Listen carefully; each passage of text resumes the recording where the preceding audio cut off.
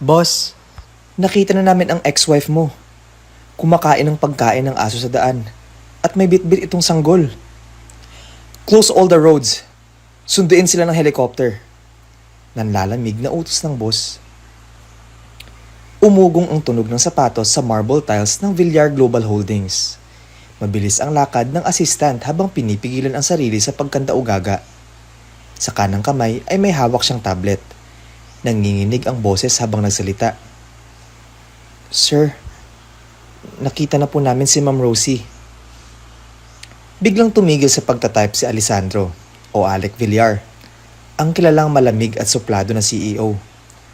Tumaas ang kilay nito pero walang imik. Sa tondo sir, tuloy ng assistant. May residenteng nakapag-picture. Kumakain po siya ng tira-tirang pagkain sa tabi ng kalsada. Pagkain ng aso sir. At may bitbit po siyang sanggol. Nangihina nga rin po. Mukhang bagong panganak eh. Tumigil ang mundo ni Alec. Namilog ang mga mata niya. Unti-unting dumulas ang hawak niyang ballpen hanggang sa malaglag ito sa ibabaw ng table. Sa isang iglap, bumalik sa isip niya ang lahat. Ang huling pagtatalo nila, ang mga luhang iniwan ni Rosie, at ang malamig niyang utos nang pinalayas ito. Ulitin mo, mahinang sabi niya. Si Ma'am Rosie po sir, nakita. Mukhang palaboy, nasa gilid ng kalsada. May karga siyang baby at posibleng anak ninyo sir. Isang malalim na katahimikan ang bumalot sa opisina, pero hindi ito nagtagal. Tumayo si Alec, hindi makapaniwala. Parang may kung anong sumabog sa dibdib niya. Galit, guilt, takot. Pinindot niya ang intercom at boses niyang nanlalamig, ngunit walang alinlangan ang umalingaw sa buong floor. Close all the roads. Ipalak ang buong Maynila. Lumingon siya sa assistant. Sunduin sila ng helicopter. Ngayon na! Kung bago ka pa lang sa channel na ito, mga kwento ni Ate Jane, istorya mo, ikwento ko, huwag kalimutang pindutin ang notification bell at subscribe button. Masigla ang buong bulwagan ng hotel ballroom. Sa bawat kanto, may tumatawang mga bisita. May mga nakabihis ng elegante, may mga negosyanteng nagpapalitan ng business cards, at may mga socialite na tila mga paru-parong ikinukumpas na mga gintong hikaw. Ngunit, sa gitna ng ingranding pagtitipon, iisang pares lamang ang palaging binabalikan ng mga mata. Sina Alec at Rosie. Nakahawak si Alec sa bewang ni Rosie, habang si Rosie naman ay nakasandal ng kaunti sa dibdib ng asawa. Halatang sanay na sila sa ganitong klaseng eksena. Palaging sabay, palaging magkasama. Sa bawat ngiti nila ay may lambing. Sa bawat tingin ay may lihim na mensahe na sila lang ang nakakaintindi. Ang sweet talaga nila. Bulong ng isang babaeng bisita sa kasama. Right? Ang tagal-tagal nila pero parang nasa honeymoon stage pa rin. Power couple, walang duda. Sagot ng isa. Hindi maitatanggi. Si Alec Villar, CEO ng Villar Global Holdings, ay kilalang matapang, matalino at mapanuri. Ngunit kapag si Rosie ang kaharap, tila natutunaw ang malamig na personalidad nito. At si Rosie, ang dating HR assistant ng kumpanya, ay naging reyna ng kanyang buhay. Hindi dahil sa posisyon o yaman, kundi dahil sa ngiting bumihag sa kanya mula pa noon. Han, bulong ni Alec habang inaabot kay Rosie ang isang wine glass. Okay ka lang ba? Hindi ka masyadong nagsasalita. Ngumiti si Rosie. Isang ngiting puno ng pag-ibig. Okay lang ako. Tinitingnan lang kita. Ang gwapo mo ngayon. Pero sa totoo lang, mas gusto ko kapag nakasuot ka ng t-shirt at nagtutupi ng laundry. Grabe, CEO taga-tupi ko lang ng laundry. Natatawang wika pa niya. Tumawa si Alec, malambing at totoo. Well, under eh. Tsaka I reserve that look for you only. Napayakap si Rosie sa braso ng asawa. Hindi niya lubos maisip minsan kung paano siya napunta sa gantong mundo. Mula sa simpleng pamumuhay, ngayon ay kasama niya na ang lalaking pinagkakaguluhan sa industriya ng negosyo. Ngunit higit sa lahat, kasama niya ang lalaking mahal na mahal siya.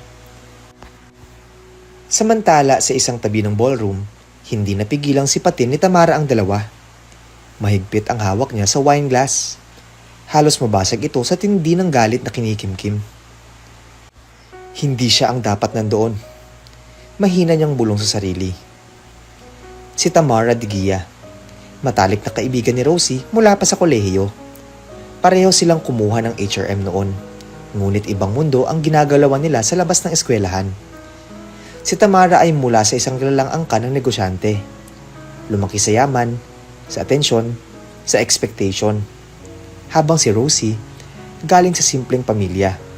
Tahimik, masipag, at walang ibang hangad kundi makahanap ng trabahong makakatulong sa pamilya. Pero dumating si Alec. At sa isang iglap, ang atensyon na matagal nang gusto ni Tamara ay napunta kay Rosie. Isang simpleng babae. Walang yaman, walang pangalan. Hindi niya matanggap. Lalong hindi niya matanggap ng isang araw, narinig na lamang niyang ikakasal na pala ang dalawa. Hindi ito ang deserve ko. Bulong niyang muli habang pinipilit ngumiti sa mga kausap sa table. Pero walang nakakaalam sa tunay niyang nararamdaman. Lahat ay akala na siya pa rin ang masiyahin, classy at matalinong executive ng kumpanya. Lahat ay naniniwalang matalik pa rin silang magkaibigan ni Rosie. Lahat ay bulag sa katotohanang sa likod ng bawat yakap niya kay Rosie, may nakatagong patalim. Tamara, tawag ni Rosie habang papalapit sa kanya. Kanina ka pa bang isa rito? Okay ka lang ba? Of course, sagot niya agad. Sabay abot ng isang halik sa pisngi ng kaibigan. Alam mo naman ako, hindi sanay sa masyadong madaming tao. Buti pa kayo ni Alec, always blooming. Nakakainis kayo? Tumawa si Rosie, walang kaalam-alam. Sobrang sweet lang talaga niya ni Alec. Gusto niya laging ako ang kasama kahit sa mga events niya. Talaga? Pati sa business expansion trip niya sa Singapore? Tanong ni Tamara, may bahid ng pagkabanas. Oo. Actually, baka sa susunod na buwan na yun. Gusto niyang makahanap ng investors para sa bagong logistics line nila. Gusto ko sanang magstay muna rito. Pero sabi niya gusto niya akong makasama kahit pa business trip iyon. Wow, romantic naman. Kayo na talaga? Pero sa loob ni Tamara, kumukulo ang dugo niya. Kung alam lang ni Rosie. Kung alam lang niya na hindi lahat ng ngiti ay totoo. Na matagal nang may planong mas madilim si Tamara. Plano niyang buwagin ang mundo ng kaibigan at agawin ang lahat ng meron siya. Lalo na si Alec. Samantala sa kabilang bahagi ng ballroom, muling binalikan ni Alec si Rosie. Palagi niyang sinisigurong hindi mapapabayaan ito sa mga social events. Hindi siya kailanman nagkamaling piliin si Rosie. At kahit ilang taon na silang kasal, hindi pa rin nawawala ang kilig sa tuwing tinitingnan niya ito. Nakakapagod ba ang mga ganito? Tanong niya kay Rosie habang hawak ang kamay nito. Hindi naman, sagot niya. Pero sana, minsan lang, tayo lang. Yung simpleng date lang ulit. Sa park, fishball, taho. Gusto mo bukas? Laktaban natin ang meeting ko, tapos road trip lang tayo. Gusto mo? Seryoso ang tono ni Alec. Napangiti si Rosie. Hay, kaya kita mahal na mahal eh. Mahal na mahal din kita, Rosie. Mas higit pa kesa noong unang kitang makita sa HR office. Naka-ponytail ka lang noon. May hawak kang coffee mug. Tapos nakita kitang nanginginig habang kinakausap si Mr. Tan. Grabe, tanda mo pa yun? Hindi makapaniwalang tanong ni Rosie. Alam mo ba, nagpretend lang akong may naiwan sa office para makabalik at makita kita ulit. Tapat ang boses ni Alec. Doon ko naisip, hindi ko napapakawalan to. Nagbiro si Rosie.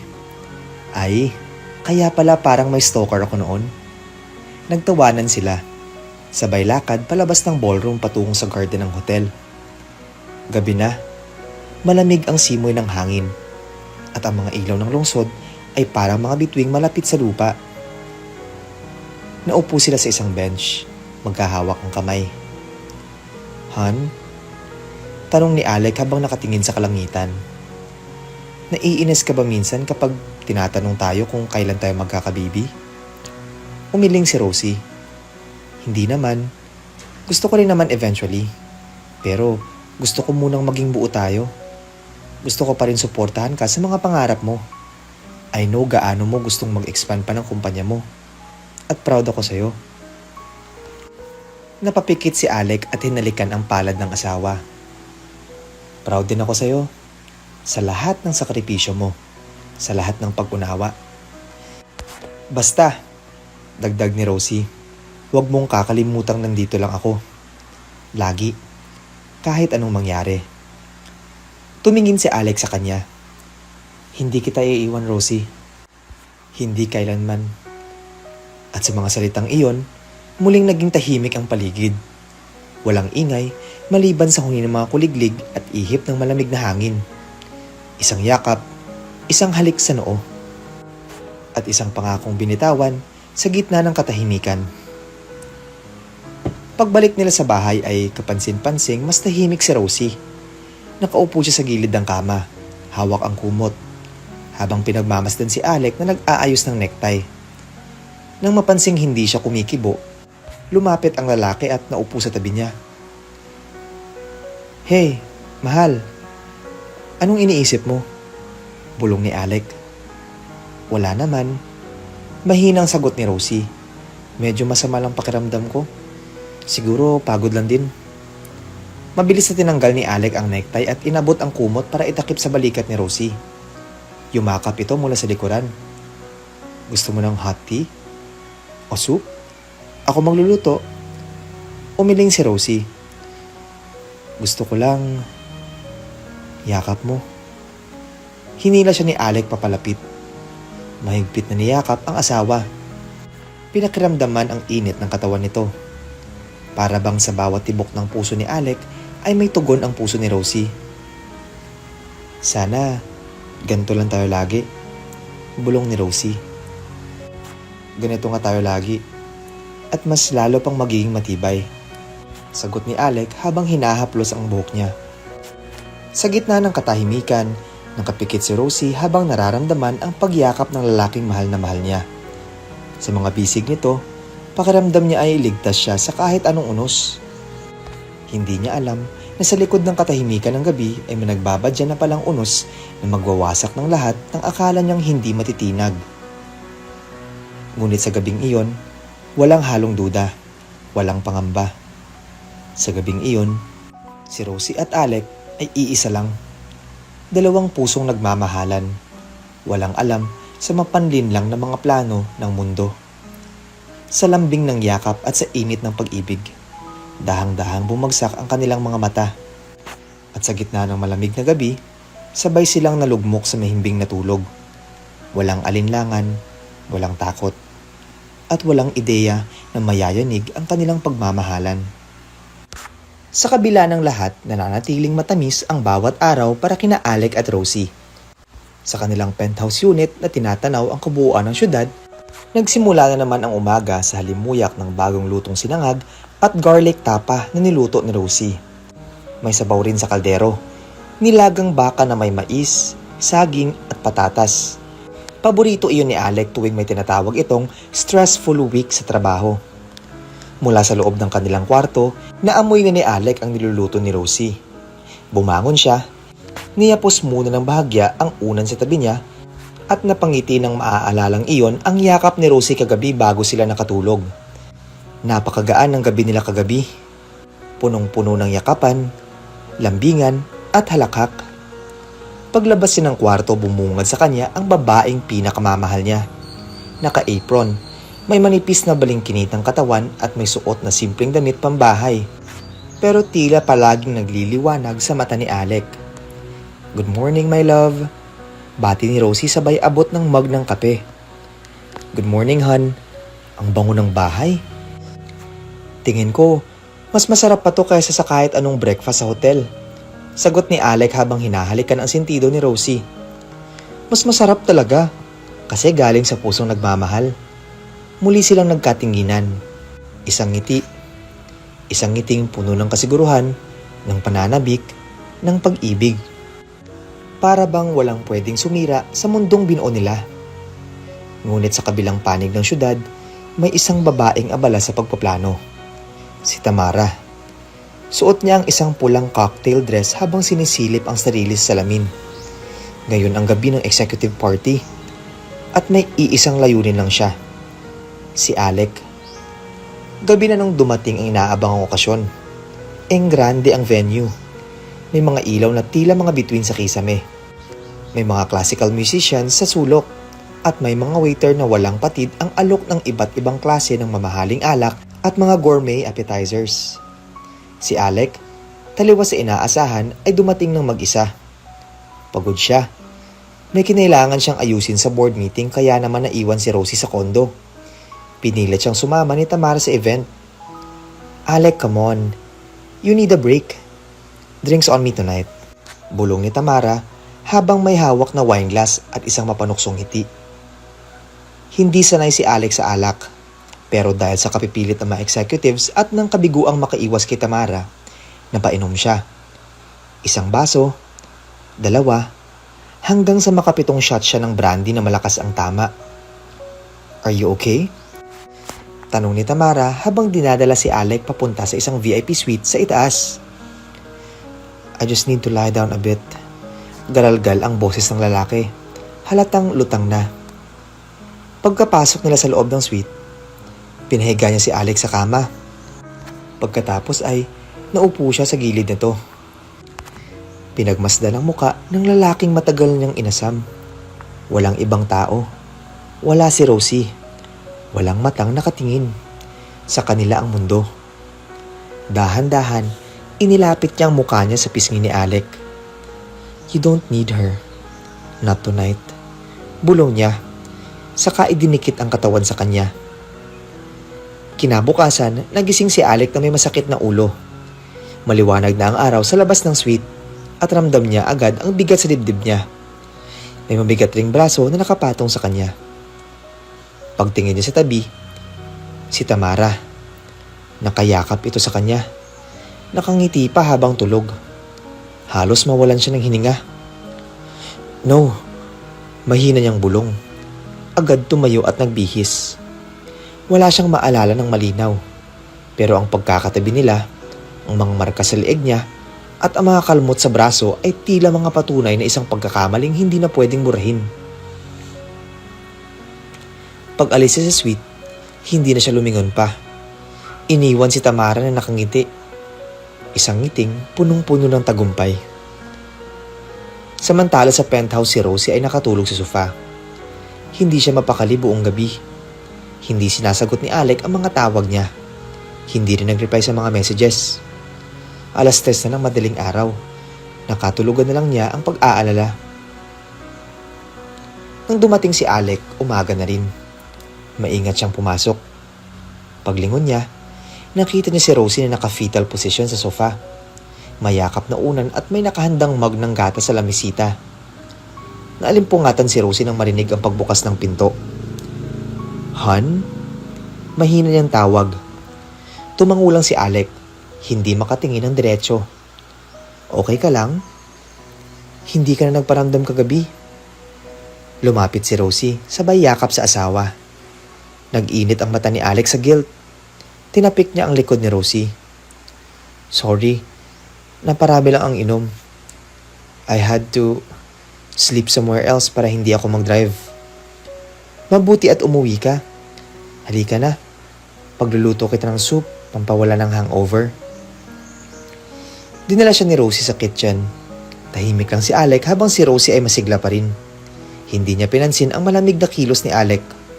Sa isip niya, baka pagod lang ito. Han, I love you. Bulong ni Alec habang sinusubukang itago ang kaba. I love you too.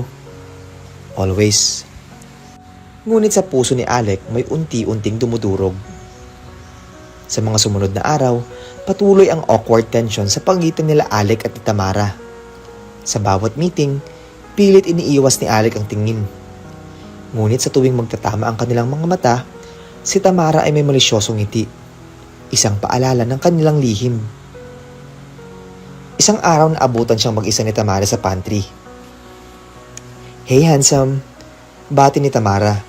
Suot ang isang masyadong masikip na dress para sa isang regular office day. Tumigil ka Tamara, ayoko ng gulo. Talaga lang ha? Bakit parang hindi mo ako tinulak nung gabi na iyon? Lapit ni Tamara sa kanya, halos magdikit ang mga katawan. Dahil lasing ako. Hindi ko alam ang ginagawa ko. Pilit ni Alec na lumayo. Pero dinikit ni Tamara ang labi niya sa tenga ni Alec. Don't you miss my body? Di ba nag-enjoy ka naman? Napapikit si Alec. Sa loob niya, gusto niyang mawala na lang ang gabing iyon. Pero sa katawan niya, likas na mahina sa tukso. May bahagyang pagyanig. Ngunit bago pa siya makagalaw, biglang bumukas ang pinto. Oh! Nagulat na wika ni Rosie na may dalang maliit na Tupperware. Sorry, may business matter ba kayong pinag-uusapan? Tanong ni Rosie habang nilalapag ang container sa table. Wala naman. Sagot ni Tamara agad. Actually, Rosie, gusto mo mag-coffee tayo? Napatingin si Rosie kay Alec. Halata sa mukha nitong nanigas. Natigilan si Rosie. Sige na, bestie. It's been a while since we last had a coffee date, di ba? Ani Tamara habang kinakalabit ang braso ni Rosie. Napatingin ulit si Rosie kay Alec. Sige na. Sabi ni Alec habang iniwas ang tingin. Go with Tamara. Sa cafe sa ibaba ng building, magkatapat si Rosie at Tamara sa isang table. May order silang mocha latte at cinnamon roll. Si Tamara ay mailiwalas ang ngiti, pero ang mga mata nito ay tila may tinatagong apoy. Kumusta ka na, Rosie? Mukha kang blooming. Parang glowing ka. Sabi ni Tamara. Salamat. Ayos lang naman. Ikaw? Parang matagal na rin tayong hindi nagkakape. Oo nga eh. Sobrang busy na kasi sa work. Pero alam mo, gusto ko rin sanang mag-settle down tulad mo. Napangiti si Rosie. Ikaw pa, ang ganda-ganda mo. Walang naniligaw sa iyo. Tumawa si Tamara. Of course I'm pretty. Actually, may gusto nga ako ngayon eh. Talaga? Sino? Bakit hindi mo pa sinasagot? Bahagyang humilig si Tamara. Problem is, he's married. Biglang natigilan si Rosie. Ay naku, delikado yan. Gumiti si Tamara. Oh well, sa tingin ko naman maghihiwalay na rin sila. Napakunot noo si Rosie. Bakit naman? Kibit balikat tumugon si Tamara. You know, not all marriages work out in the end. Lalo na kapag hindi naman talaga sila meant to be. Sandaling tumahimik si Rosie. Parang may mabigat na hangin na umihip sa pagitan nila. Hindi niya maintindihan kung bakit. Pero parang may gumapang na kaba sa dibdib niya. Isang kaba na hindi niya maipaliwanag. Ngunit bago pa siya makapagtanong, agad nagbago ng topic si Tamara. Naging animated ulit ito sa mga kwento tungkol sa trabaho, sa bagong designer bag na in-order niya, at sa gala nilang paparating sa Japan. Pero si Rosie, nanatiling tahimik. May kung anong parte sa kanya ang hindi mapakali. May kakaiba sa mga ngiti ni Tamara. May laman, may lalim, may lihim. At sa unang pagkakataon, may munting kirot sa puso niya na hindi dulot ng pagod o stress, kundi ng takot. Takot sa hindi niya pa nalalaman. Hindi naman biglaan. Wala ring isang pangyayaring pwedeng ituro kung kailan nagsimulang mabago ang lahat. Basta na lang isang araw, napansin ni Rosie na parang mas malamig ang hangin kapag hindi niya kasama si Alec. Parang mas mahaba ang gabi kahit magkatabi pa sila sa kama. Parang nagkakaroon ng tensyon sa pagitan nila kahit wala silang inaamin. Hindi pa niya alam kung iyon ba ay dala ng pagod sa trabaho o ng mga salitang hindi na nila nasasabi sa isa't isa. Ngunit ang isa sa pinakamahirap tanggapin ay ang katahimikan. Ang katahimikang unti-unting tumatalo sa mga yakap, halik at pangakong binitawan noon. Dati sabay silang natutulog. Dati may dalang bulaklak si Alec tuwing matatapos ang mahabang araw. Dati may kape sa tabi ng kama ni Rosie tuwing umaga. Pero ngayon, gabi na kung dumating si Alec. Madalas, tulog na si Rosie. At kung gising man siya, mas pinipili niyang magkunwaring natutulog para hindi na itanong kung bakit hating gabi na naman ang uwi nito. Si Alec palaging pagod. Palaging may meetings. Palaging may kailangang asikasuhin. At si Rosie, palaging may masamang pakiramdam. Han, baka kailangan mo nang magpatingin. Alok ni Alec isang gabi habang nagkakape sila. Siguro nga, sagot ni Rosie. Pero baka stress lang din. Kulang sa tulog. Alam mo naman, hindi ako masyadong makatulog kapag wala ka pa. Saglit lang siyang tiningnan ni Alec. Hindi umimik. Muli itong lumunok ng kape at tumingin sa cellphone. Isang notification. Isang text. Mabilis na binasa at agad na itinaas ang tasa. May emergency meeting ako ngayon, Han. Hindi na ako makakapag-almusal. Isang ngiti lang ang sinagot ni Rosie. Ganun ba? Sige, ingat ka. Pinanood niya habang nagmamadaling umalis ang asawa. Dala ang briefcase, suot ang paborito nitong itim na coat. At sa pagsara ng pinto, muling bumalot ang katahimikan sa kondo. Hindi nagtagal na ramdaman na rin ni Rosie ang malamig na tingin ng ibang tao sa opisina. May mga bulungan sa likod ng pantry. May mga tinginan sa elevator. Lahat parang may alam na hindi niya alam. Uy, narinig mo na ba? Bulong ng isang empleyada. Oo, nakakagulat no? Akala ko pa naman perfect siya. Wala talaga tayong pwedeng pagkatiwalaan ngayon. At sa tuwing dumadaan si Rosie, biglang tatahimik ang paligid. Biglang mag-iiba ang paksa. Biglang lalayo ang mga mata. Nagsimula na ring lumamig ang mga datos sa accounting department. May mga file na hindi niya ma-access. May mga memo siyang natatanggap na tila ba sinadya para siya ay guluhin. Hindi niya maintindihan. Wala siyang binabago sa routine niya. Wala siyang hinahawakang pondo. Wala siyang pinapasukang transaksyon. Hanggang sa isang araw, pinatawag siya ng board of directors. Kinabahan siya, pero nagbihis siya ng maayos. Isang cream na blouse at itim na palda. Kinuha niya ang notebook at ballpen niya at nagtungo sa executive conference room. Pagdating doon, halos lahat ng miyembro ng board ay naroon. Si Tamara ay nakaupo sa dulong-dulo. Tahimik lang, nakayuko. At si Alec, nakaupo sa gitna ng mesa. Seryoso ang muka, pero hindi tumitingin sa kanya. Rosie, we need to ask you a few questions regarding the recent financial audit. Sabi ng isang matandang board member. Napakunot noo si Rosie. About what po? The missing funds. Several accounts and transfers were made under your clearance level. All were approved using your credentials. Nagulat siya. Ano pong ibig niyo sabihin? Hindi po ako nag-a-approve ng kahit anong transfer. Hindi rin po ako binigyan ng access sa ganoong klase ng account. Lumapit ang IT head at nagpakita ng mga logs. Nandoon ang digital signature niya. Nandoon ang mga oras, petsa at mga email na tila siya ang nagpadala. Pero hindi niya maalala kahit isa. Impossible. Bulong ni Rosie. Hindi po ako ito. Rosie, sabad ni Alec. Sa wakas ay nagsalita.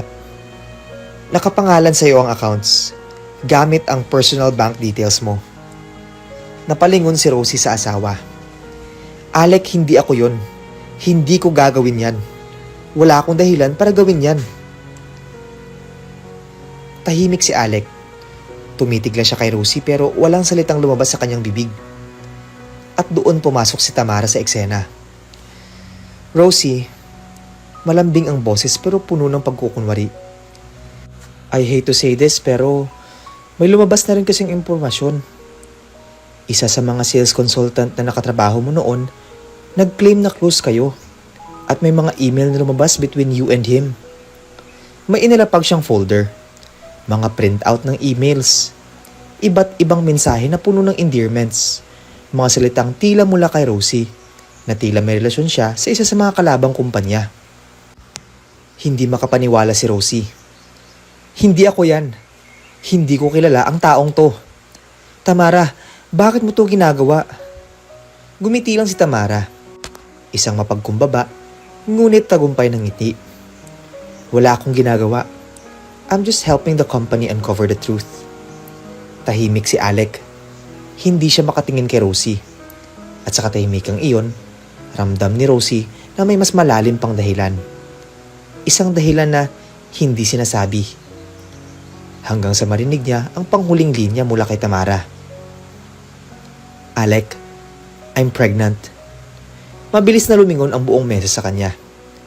Tumayo si Tamara. Inilabas ang medical report mula sa bag niya at inilatag sa harap ni Alec. I was planning to tell you in private pero with everything going on, I think you deserve to know. Nanlaki ang mata ni Rosie. Parang sinuntok siya sa tiyan. Pregnant? Mahina niyang bulong. Alec, tahimik lang ang lalaki. Hindi makatingin sa kanya. Hindi makasagot. Sa kanya? Tanong ni Rosie, kahit nanginginig ang boses. Lalong lumalim ang katahimikan. Nang makaalis na ang lahat sa conference room, naiwan sina Alec at Rosie. Tahimik. Walang gustong magsimula. Tumayo si Rosie.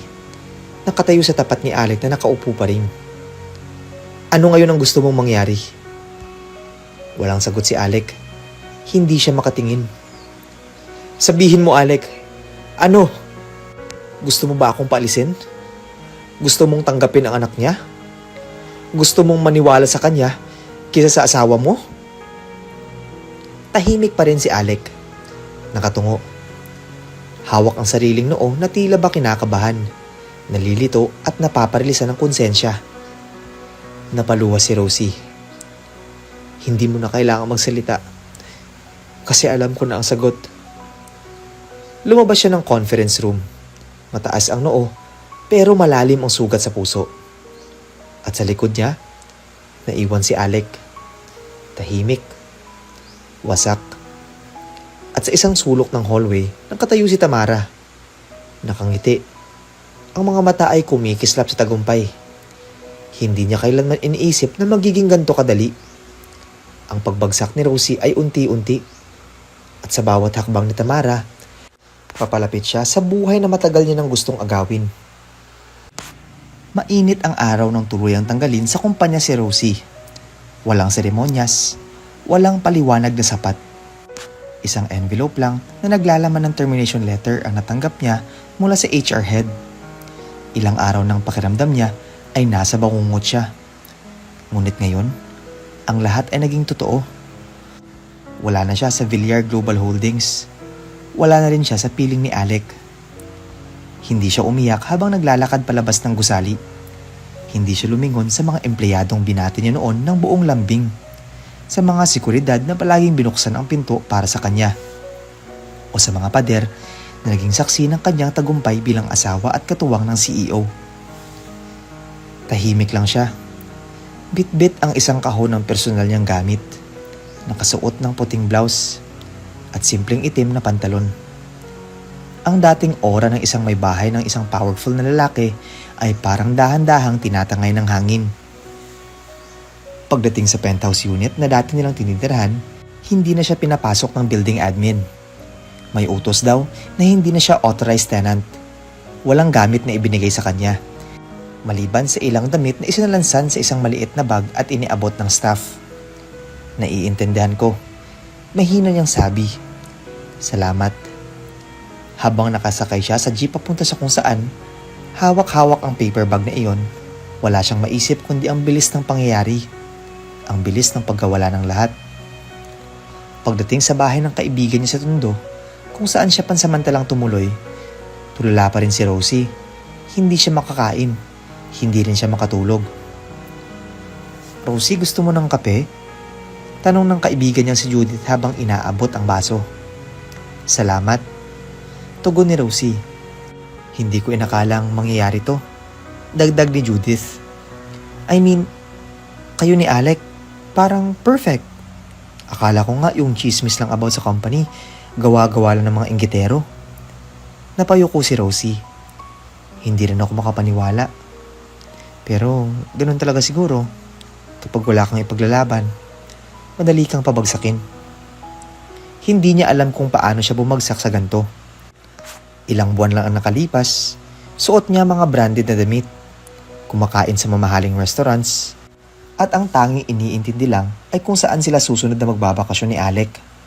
Ngayon, wala siyang pera, wala siyang trabaho, at wala siyang lugar na matatawag na kanya. At higit sa lahat, wala na siyang Alec.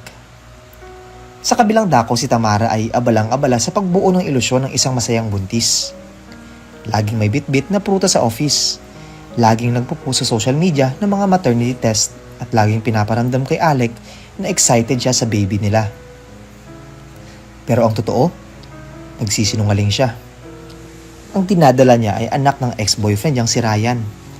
Isang indie actor na niloko siya noon at iniwan nang malamang buntis siya. Dahil nga nagsisimula pa lamang ang karir nito. Matagal niyang gustong ikansila ang lahat ng koneksyon sa lalaking iyon. Pero nang malaman niyang buntis siya, naisip niyang gamitin ito sa kanyang kapakanan. Dahil alam niyang sa oras na malaman ni Alec na siya ay buntis, magkakaroon ng responsibilidad ang lalaki.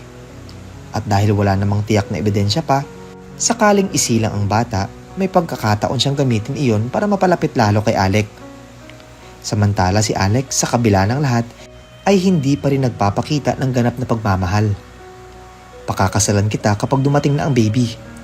Pero kailangan nating ipa-DNA test para sigurado. Sabi nito sa kanya noong isang gabi. Napangiti si Tamara noon. Ngunit sa loob-loob niya, kinabahan siya. Hindi niya alam kung paano niya malulusutan iyon. Pero isang bagay ang sigurado. At iyon ay gagawin niya ang lahat para hindi na makawala sa kanya si Alec. Samantalang si Rosie, sa sunod-sunod tangkang mag-apply sa trabaho, palaging bigo. Lahat ng kumpanya na pinasahan niya ng resume ay tumanggi. Minsan, diretso ang sagot, hindi ka pasado. Minsan, mas masakit. Hindi namin kailangang makasama sa team ang isang may reputasyon ng may kaso sa dati nitong kumpanya. Isang araw habang naglalakad siya sa ilalim ng tirik na araw, dala ang folder ng resume, napahinto siya sa isang kanto. Sa paligid niya, mga bata na marurumi ang paa, mga nanay na may timba sa balikat, at mga lalaking walang suot pang itaas habang nagbibilang ng barya.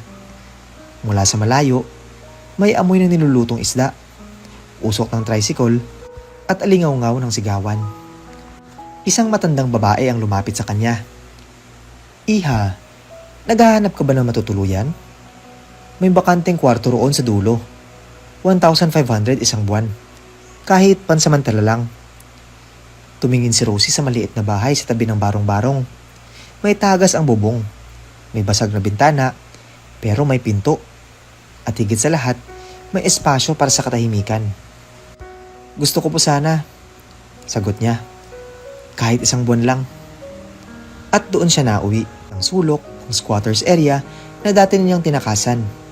Sa lugar na kung saan siya lumaki, na ipinangakong hindi na babalikan. Ngunit heto siya ngayon, kasama ng mga daga, lamok, at ingay ng mundo na tila wala na ring pakialam sa kanya. Ayaw naman niyang makitira kay Judith ng matagal dahil may lolo at lola rin itong inaalagaan. Nang gabing iyon, naupo siya sa maliit na kama. May maliit siyang salamin sa dingding. Tiningnan niya ang sarili. Maputla na siya. Payat. Namumugto ang mata. At noon niya naramdaman ang pagduduwal. Sunod-sunod. Walang pagkain sa tiyan pero sumasakit ang sikmura.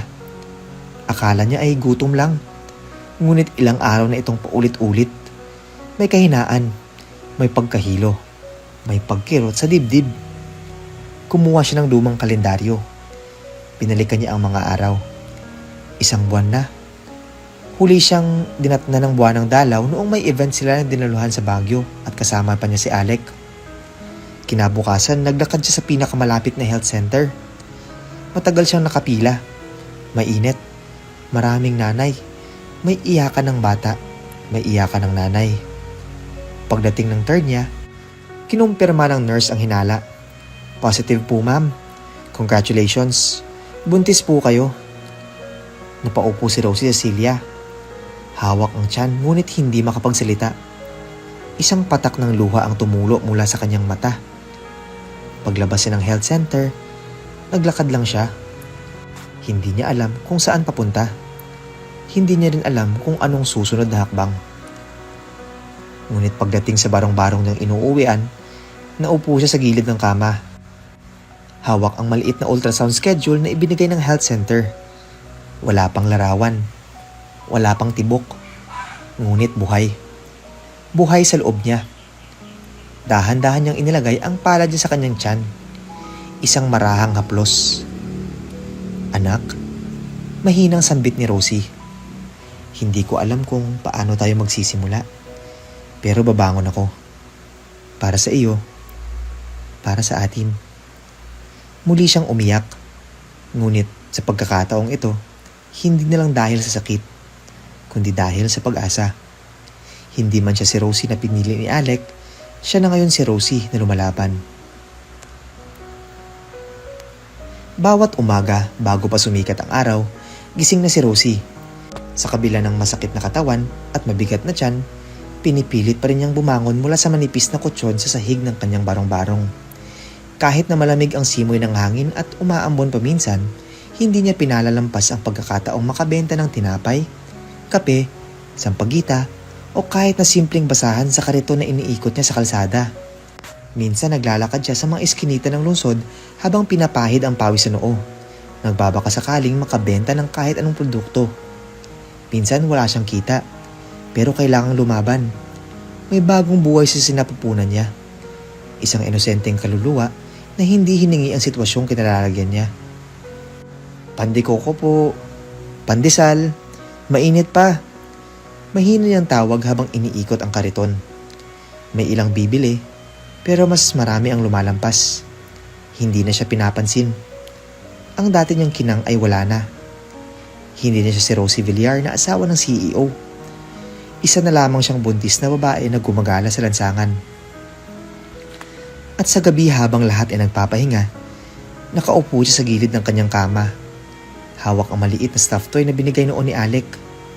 Walang kausap, walang halakhak, walang ibang naririnig kundi ang katahimikan ng dilim. Gabi-gabi na lang siyang umiiyak. Anak, pasensya ka na. Ito lang ang kaya ni mama ngayon. Pero hindi tayo susuko ha. Bulong niya habang hinahaplos ang tiyan.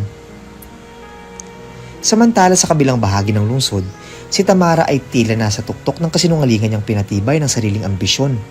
Laging naka-designer maternity dress, laging may makeup at stylist sa tabi. Laging laman ng social media at lifestyle magazines. Being a mother is the most magical journey. Alec and I are so excited. This child is our blessing. Wika niya sa isang interview para sa isang sikat na magazine, habang hawak-hawak ang tiyan at nakangiting parang artista.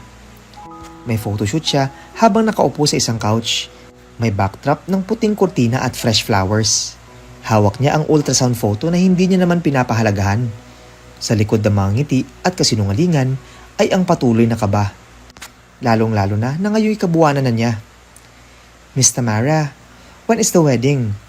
Tanong ng host sa isang media guesting. We have plans, sagot niya. Pilit ang ngiti. We are planning. You know, everything will happen in God's perfect time. Ngunit hindi lahat ay kumbinsido. Sigurado ba kayo na kay Sir Alec ang baby? Tanong ng isang chismosa sa isang party. I mean, parang ang bilis naman. Mataimtim ng ngumiti si Tamara, pero baka sa kanyang muka ang pagkainis. Nang lumayo na ang chismosa, bumulong siya sa PA niya.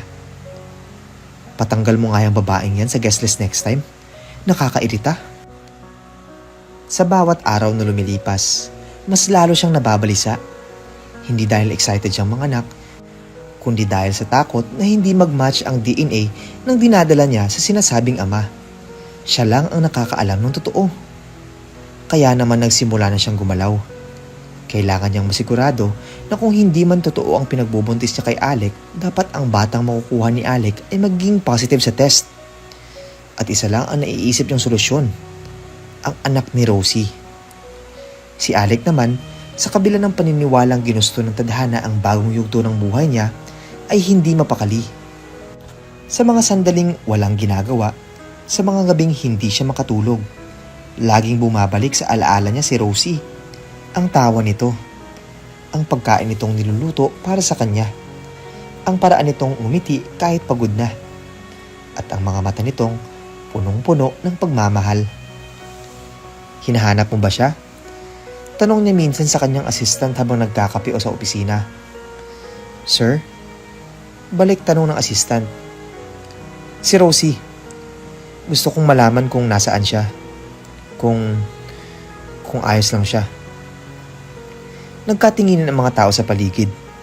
Matagal na silang walang naririnig mula kay Rosie. At ang balita, hindi na ito matatagpuan.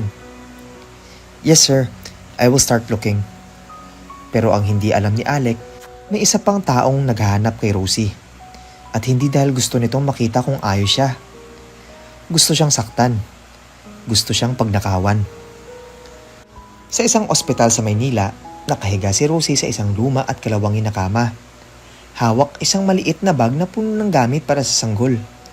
Sumasakit na ang tiyan niya at ramdam na niya ang paunti-unting pagsisimula ng labor. Walang kasama, walang kaagapay. Tanging mga nurse at mga inang katulad niya ang nandoon. Malapit na to ma'am, sabi ng nurse. Okay lang po ako, sagot niya, pinipilit ngumiti. Sa labas ng ospital may isang lalaki. May suot na baseball cap, hawak ang cellphone. May natanggap siyang text mula kay Tamara. Pakiasikaso na, dapat maayos. Siguraduhin mong mapalitan. Huwag kang papalpak. Naglakad ang lalaki papasok sa ospital. Nagpapanggap na isa sa mga delivery personnel. Ngunit bago pa siya makarating sa maternity ward, isang matandang janitor ang nakarinig sa kanyang usapan sa telepono habang nag-aabang sa pasilyo. Pag nanganak na, kunin mo agad yung bata. Ako na bahala sa paglabas. Ipalit natin ang isa sa kontak ko sa labas. Nagtaka ang janitor. Kilala niya si Rosie. Alam niyang mabait at tahimik na buntis na ilang araw na niyang pinagsisilbihan ng tubig. Hindi siya mapakali. Pagkaalis ng lalaking kahinahinala, agad siyang nagpunta sa ward. Pinuntahan si Rosie. Rosie, mahina niyang tawag. Anak, makinig ka sa akin. May masama silang balak sa baby mo. Nagulat si Rosie. Po, may narinig akong lalaki na may balak kunin ang anak mo. Palitan daw. Hindi ko alam kung bakit pero kailangan mo nang umalis dito. Pero paanong ako nang bahala? Pagkapanganak mo, ako na ang bahala. Ipahahanda ko ang motor ng kaibigan kong malapit dito. Hindi mo na kailangan mag-check out. Ipapalusot kita. Sabay sa pagbilis ng tibok ng puso ni Rosie ay ang unti-unting pagsakit ng kanyang tiyan. Ngayon na to. Lalabas na siya. Daing niya. Dali-daling lumapit ang nurse. Push ma'am. Konti na lang. At sa loob ng ilang minuto, maririnig na ang unang iyak ng isang sanggol. Isang batang lalaki. Malusog. Malakas. Congratulations ma'am, sabi ng nurse. Ngunit walang oras para magpahinga.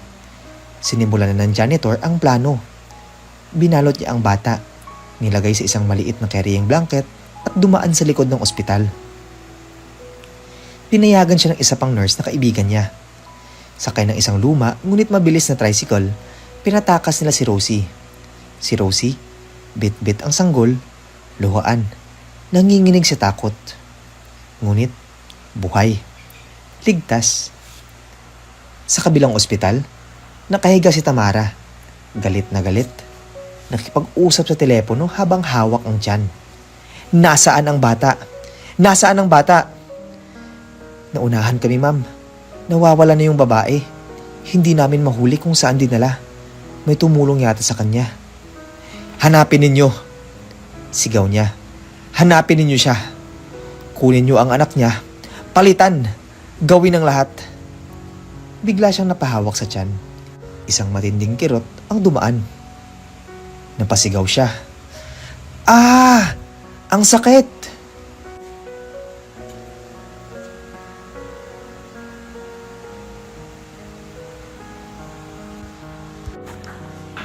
Hindi nagtagal ay umikot na ang helicopter sa Tondo. Ilang police escorts at security vehicles ang rumaragasa sa mga makikitid na kalsada ng lungsod.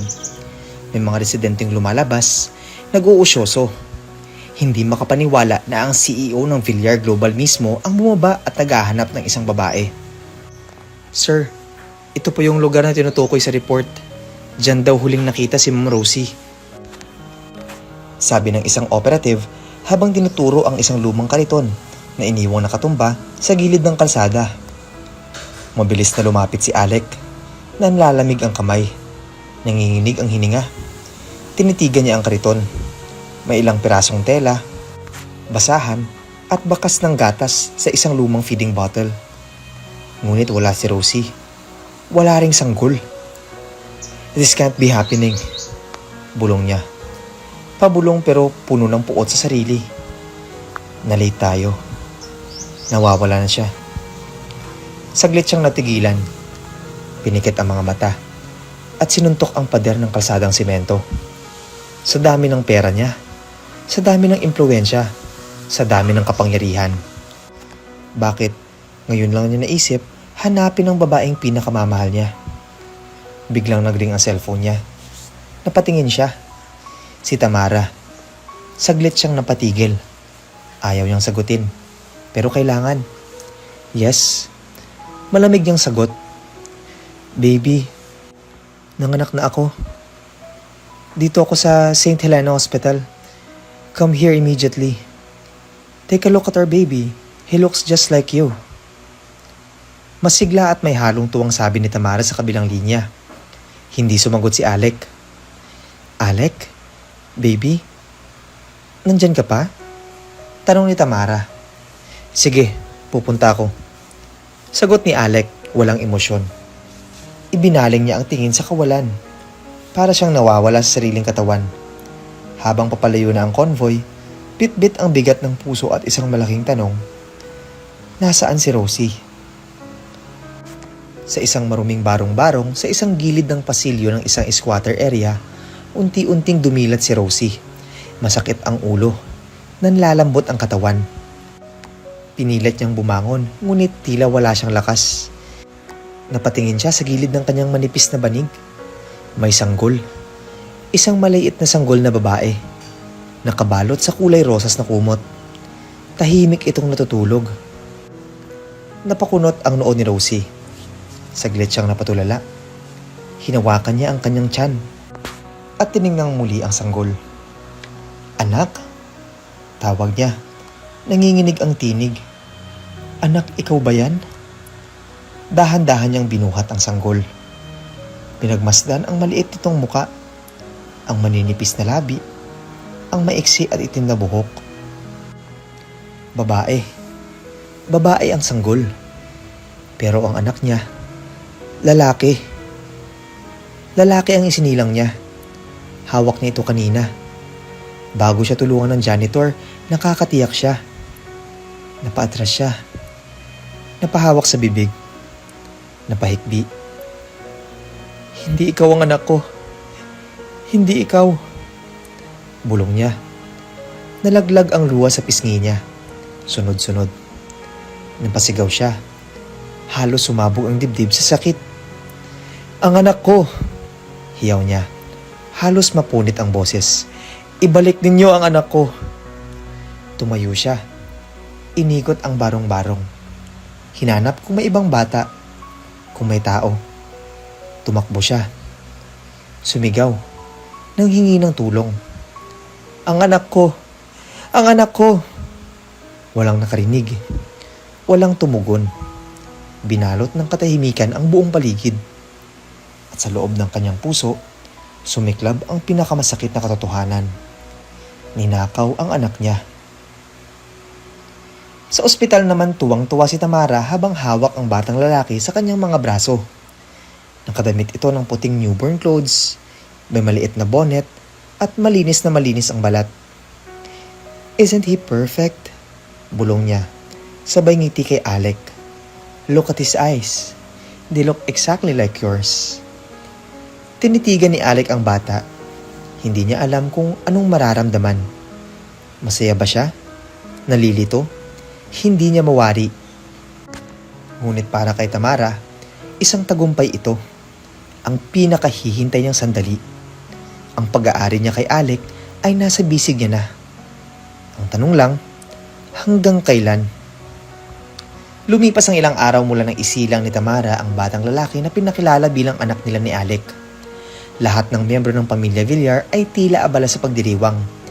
May pa-welcome home party, may pa-press release, may pa-media interview pa sa mismong ospital. At sa gitna ng kagalakan, isang mahalagang dokumento ang dumating. DNA result. Nasa isang sobre na may official hospital seal. Nang buksan ni Alec at ng kanyang legal team, nabasa niya agad ang pinaka-aabangang linya. Probability of paternity, 99.999%. Tahimik ang buong kwarto. Tahimik din si Alec.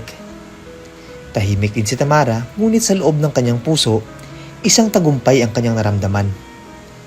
Para bang, sa wakas, nakulong niya na sa bitag ang lalaking matagal niyang inaasam. Ngumiti siya. Ngiti ng isang taong nagtagumpay. Ngiti ng isang taong may tinatago. Alec, mahinahon niyang sambit. Now that everything is clear, maybe we can finally talk to the wedding planner? Wala nang masabi si Alec. Sa mata ng lahat, siya ang ama. Sa mata ng batas, may obligasyon siya. At sa puso niya, may isang parte na gustong maniwala. Gustong yakapin ng bata at isipin na bahagi ito ng isang bagong simula. Ngunit may kung anong kulang na hindi niya maipaliwanag. May kung anong pakiramdam na hindi niya maipaliwanag. Isang uri ng pag-aalinlangan na hindi mawala-wala. At sa bawat gabi na pinapatulog niya ang bata sa crib, paulit-ulit siyang nananaginip. Si Rosie. Si Rosie sa isang madilim na kalsada. Bit-bit ang isang sanggol. Umiiyak. Nanghihina. Tumatawag sa kanya. Alec. Alec, tulungan mo ako. Ang anak natin. Nagigising siya. Pawis na pawis. Hinahaplos ang dibdib na tila may bumigat. Titingin siya sa crib at nakikita ang batang tahimik na natutulog. Ngunit sa isip niya, ang sigaw ng isang ina ay nananatiling buhay. Samantala sa isang sulok ng lungsod, sa mismong barong-barong na iniwan si Rosie, halos mabaliw na siya sa pag-aalaga sa sanggol na alam niyang hindi kanya. Ginagawa niya ang lahat bilang isang ina. Pinapalitan ng lampin, pinapadede, pinapatahan sa tuwing umiiyak. Ngunit sa bawat sandali ng pagkalinga, alam niyang hindi iyon ang anak niya. Sa bawat ngiti ng batang babae, wala siyang nakikitang sarili niya. Wala siyang ibang maramdaman kundi lungkot, galit at pagkabigo. Hanggang isang araw, hindi niya na kinaya. Bit-bit ang sanggol, muli siyang bumalik sa ospital kung saan siya nanganak. Tumayo siya sa harap ng gate. Mukhang pagal, mukhang gutom, at may matang puno ng tanong. Ate, sabi niya sa isang nurse, kailangan kong makausap ang janitor dito. Yung matanda, si Tatay Domeng. Nagkatinginan ang mga tao. Ilang saglit pa, isang pamilyar na matanda ang lumapit. Kulubot ang muka, pero matalim ang mga mata. Nakilala agad si Rosie. Hindi na siya nagtanong. Rosie, mahina niyang sambit. Alam ko. Napahagulgol si Rosie. Please, tulungan mo ako. Hindi ko ito anak. Tahimik na lumapit si Tatay Domeng. Tiningnan ang bata. Pinagmasdan si Rosie. Pasensya ka na. Akala ko, ligtas ka na. Pero noong nakalayo na kayo, hinang-hina ka. Bumagsak ka sa bangketa.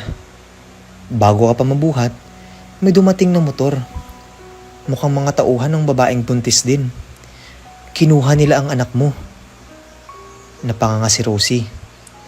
Tapos, sinadyang ihilo ka. Pinainom yata ng gamot. Pinatulog ka. At noong magising ka, iniwan ka na roon. Pero hindi na ikaw ang may hawak sa anak mo.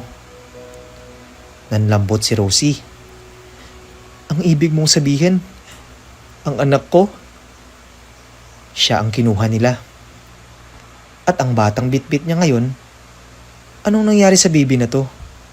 Tanong ni Rosie. Halos hindi makapagsalita. Yan ang dinadala ng babaeng tinutukoy ng lalaki nang manganganak siya. Galing sa kabilang ospital. Hindi ko na nasundan ang buong plano pero kitang-kita ko ang pagpapalit. Natahimik si Rosie. Unti-unting pumatak ang luha sa pisngi niya. Anong gagawin natin ngayon? Tanong niya kay Tatay Domeng. Hahanapin natin ang anak mo. Sagot ng matanda. Ipinangako ko sa nanay mo noon na kung sakaling mangailangan ka, ako ang tutulong sa'yo. Magkaibigan kami dati. Kaya pamilyar ka rin sa akin. At hindi ko hahayaang makuha ng demonyong yon ang buhay mo. Napayo ko si Rosie. Maraming salamat, Tay Domeng. Hindi ko na alam kung kanino pa ako lalapit. Tumango si Tatay Domeng. Walang anuman. Ipaglalaban natin ang katotohanan. Habang nagaganap ang lahat ng ito, patuloy ang ingranding paghahanda ni Tamara sa nalalapit nilang kasal ni Alec. May mga planner na laging tumatawag, may food tasting na nakaschedule, may wedding shoot na. At kahit ang wedding dress niya ay dumating na mula sa Paris. Lahat ay inaasikaso niya na para bang tunay na fairy tale. Kulang na lang ang prenup pictures natin sa beach, Alex. You promised. Sabi ni Tamara habang inaayos ang album ng mga pegs ng wedding setup. Ngumiti si Alec, pero baka sa mga mata ang kalungkutan. Tila wala sa sarili. Hindi niya masundan ang saya ni Tamara. Oo, mahino niyang sagot. Sabihan mo na lang ako kung kailan. Sa isip niya, paulit-ulit pa rin ang mga panaginip. Si Rosie, ang sanggol, at isang sigaw. Isang gabi habang tinitingnan ni Alec ang natutulog na bata sa crib, napaupo siya sa gilid ng kama. Napahawak siya sa kanyang ulo. Hindi niya alam kung totoo bang nararamdaman niya. Parang may kulang. Parang may mali. Bakit? Tanong niya sa sarili. Bakit parang mali? Nang biglang tumunog ang cellphone niya. Isang anonymous message. Isang blurry na larawan. Larawan ni Rosie. Nasa isang barong-barong. Umiiyak. Hawak ang isang sanggol. At caption sa ilalim, hindi mo pa rin ba nararamdaman na mali ang lahat? Napatingin si Alex sa screen. Napatingin siya sa bata sa crib. At sa unang pagkakataon, may dumaloy na matinding pagduda sa puso niya. Tahimik ang loob ng opisina ni Alec habang tinititigan niya ang mga screen ng CCTV footage na hiniling niyang i-review. Hindi ito ordinaryong protocol para sa isang CEO. Pero, hindi na rin ordinaryo ang bumabagabag sa kanyang isipan. Nakaupo siya sa isang leather chair. Hawak ang isang mug ng malamig ng kape. Kanina pa niya iniisa-isa ang mga footage na mula sa ospital kung saan nanganak si Tamara. Wala siyang sinasabi. Tahimik. Nakakunot ang noo habang sinusuri ang bawat segundo ng mga araw ng kasabay na pagkasilang kay Rosie at kay Tamara. Bumalik sa isipan niya ang mensahe na tanggap niya ilang gabi na ang nakaraan. Larawan ni Rosie. May bit-bit na sanggol. Umiiyak. At sa caption, hindi mo pa rin ba nararamdaman na mali ang lahat? Muli niyang tiningnan ang screen. Muli niyang tinitingnan ang batang natutulog sa crib. Hindi niya maintindihan. Pero may bumubulong sa loob ng puso niya. May mali. Samantala sa isang maliit na karinderya sa gilid ng iskinita, nakaupo si Rosie sa tapat ni Tatay Domeng. Pareho silang may tig-isang tasa ng instant coffee. Gabi na. Tahimik ang paligid maliban sa ingay ng mga dumadaang tricycle. Sigurado ka na ba, Iha? Tanong ni Tatay Domeng. Handa ka na bang harapin ang totoo? Kapag nag-umpisa na tayong gumalaw, hindi na tayong pwedeng umatras. Tumango si Rosie. Matatag ang tingin. Matagal na siyang umiiyak. Ngayon, handa na siyang lumaban. Handa na ako, Tay. Gusto ko lang makuha ang anak ko. Wala na akong ibang hinihingi. Inilabas ni Tatay Domeng ang isang maliit na papel. Isang sketch ng layout ng ospital at pangalan ng isang nurse na sinabing nakita raw ang kahina-hinalang palitan ng sanggol. Si Nurse Riza. Matagal ko nang kakilala. Wala pa siyang lakas ng loob na magsalita pero kung personal mong kakausapin, baka magbago ang isip niya. Hindi nagtagal ay gumising ang umaga. Sa isang mamahaling mall sa Makati, Masaya at tila walang problema si Tamara habang bitbit ang batang lalaki sa kanyang bisig. Suot niya ang isa sa mga bagong designer dresses niya mula sa Italy, habang si Alec ay tahimik na naglalakad sa tabi niya. Waring nasa ibang mundo ang isipan. "Darling, gusto ko sanang bumili ng bagong heels para sa prenup shoot natin next week," ani Tamara, habang sinisipat ang isang luxury boutique. "Tsaka, tingnan na rin natin ang mga jewelry na pwedeng isuot ko during the reception." Hindi sumagot si Alec. Lumingon si Tamara. Nagulat siya nang mapansing hindi siya nito pinapakinggan. Masyadong malalim ang iniisip. Pero bago pa niya masita ito, isang pamilyar na boses ang bumati mula sa likod. "Uy, Tamara!" Parang yelo na biglang dumampi sa batok ni Tamara ang boses na yun. Pamilyar at nakakayamot. Paglingon niya, nakita niya si Enzo, ang kanyang dating kasintahan, ang tunay na ama ng batang iniluwal niya, ng batang na kay Rosie. "Kumusta?" Nakangising tanong ni Enzo. "Baby ko ba yan?" "Anong sinabi mo?" Bulong ni Tamara. Galit na galit ang mga mata.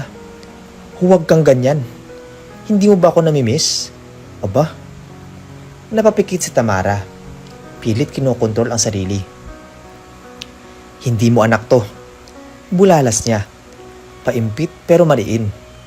Totoo naman. Pero may anak si Enzo sa kanya. Ang batang ipinalit niya. "Sigurado ka?" Tanong ni Enzo. Inilapit pa ang mukha sa baby. "Kasi noong huli tayo nagkita, alam kong may nangyari sa atin, di ba? At kung itatapat ko lang ang mukha ko sa kanya, parang mirror image eh." Muntik nang mapasigaw si Tamara. "Alec?" Biglang tawag ni Enzo. Tumingin kay Alec na nasa likod niya. "Uy pare, congrats pala. Sarap ng buhay mo ngayon ah. May pamilya ka na. Cute ng baby nyo." Napatingin si Alec. Saglit. Mabilis. Parang inaalala kung saan nakita ang mukha ni Enzo. "Alec, tara na." Agad na sabat ni Tamara. "Wala lang to. Halika na. Hahanap pa tayo ng shoes and jewelry para sa wedding." Tumalikod si Tamara. Pilit hinila si Alec palayo. Pero bago sila makalayo, humabol pa si Enzo.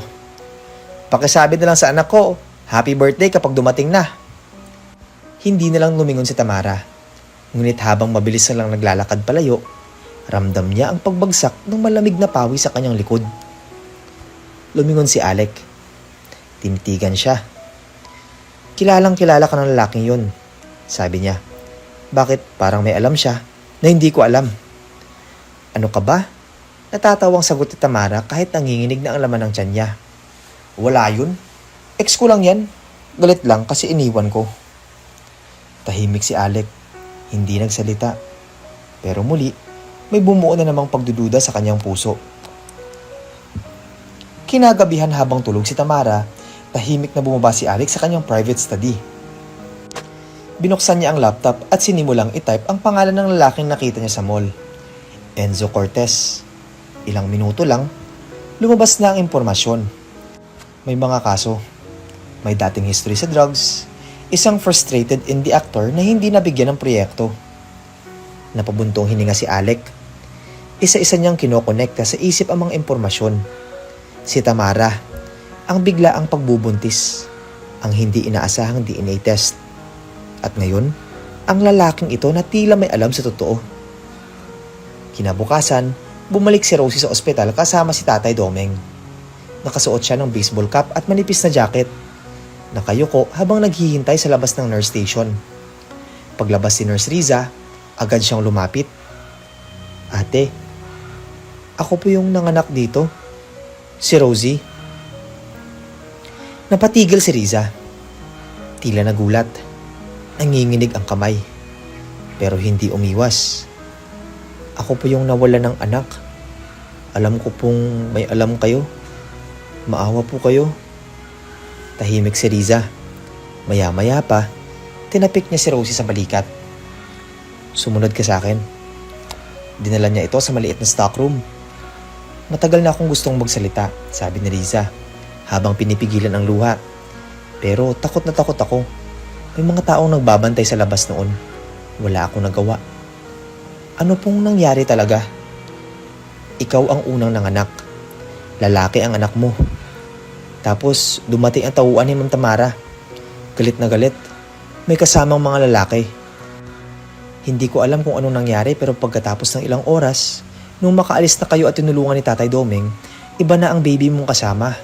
Yung baby mo, bumalik dito tapos kinuha ang mga papeles. Ibinigay sa iba. Halos mapaluhod si Rosie. Pero Ma'am Rosie, may hawak akong kopya ng wristband ang anak mo. Tinago ko. Akala ko kakailanganin mo balang araw. At eto yun. Inabot ni Riza ang isang maliit na ziplock. Nasa loob nito ang isang newborn ID band. Kulay asul. Nakalagay ang pangalan ni Rosie at pangalan ng baby. Baby Boy Villar. Napahugulgol si Rosie. May ebidensya na ako. Bulong niya. Mababalik ko na ang anak ko. Sa kabilang dako habang inaayos ni Tamara ang kanyang wedding gown sa fitting room, tumawag si Alex sa isa niyang private investigator. Hanapin mo ang totoo. I don't care what it costs. I want to know the truth.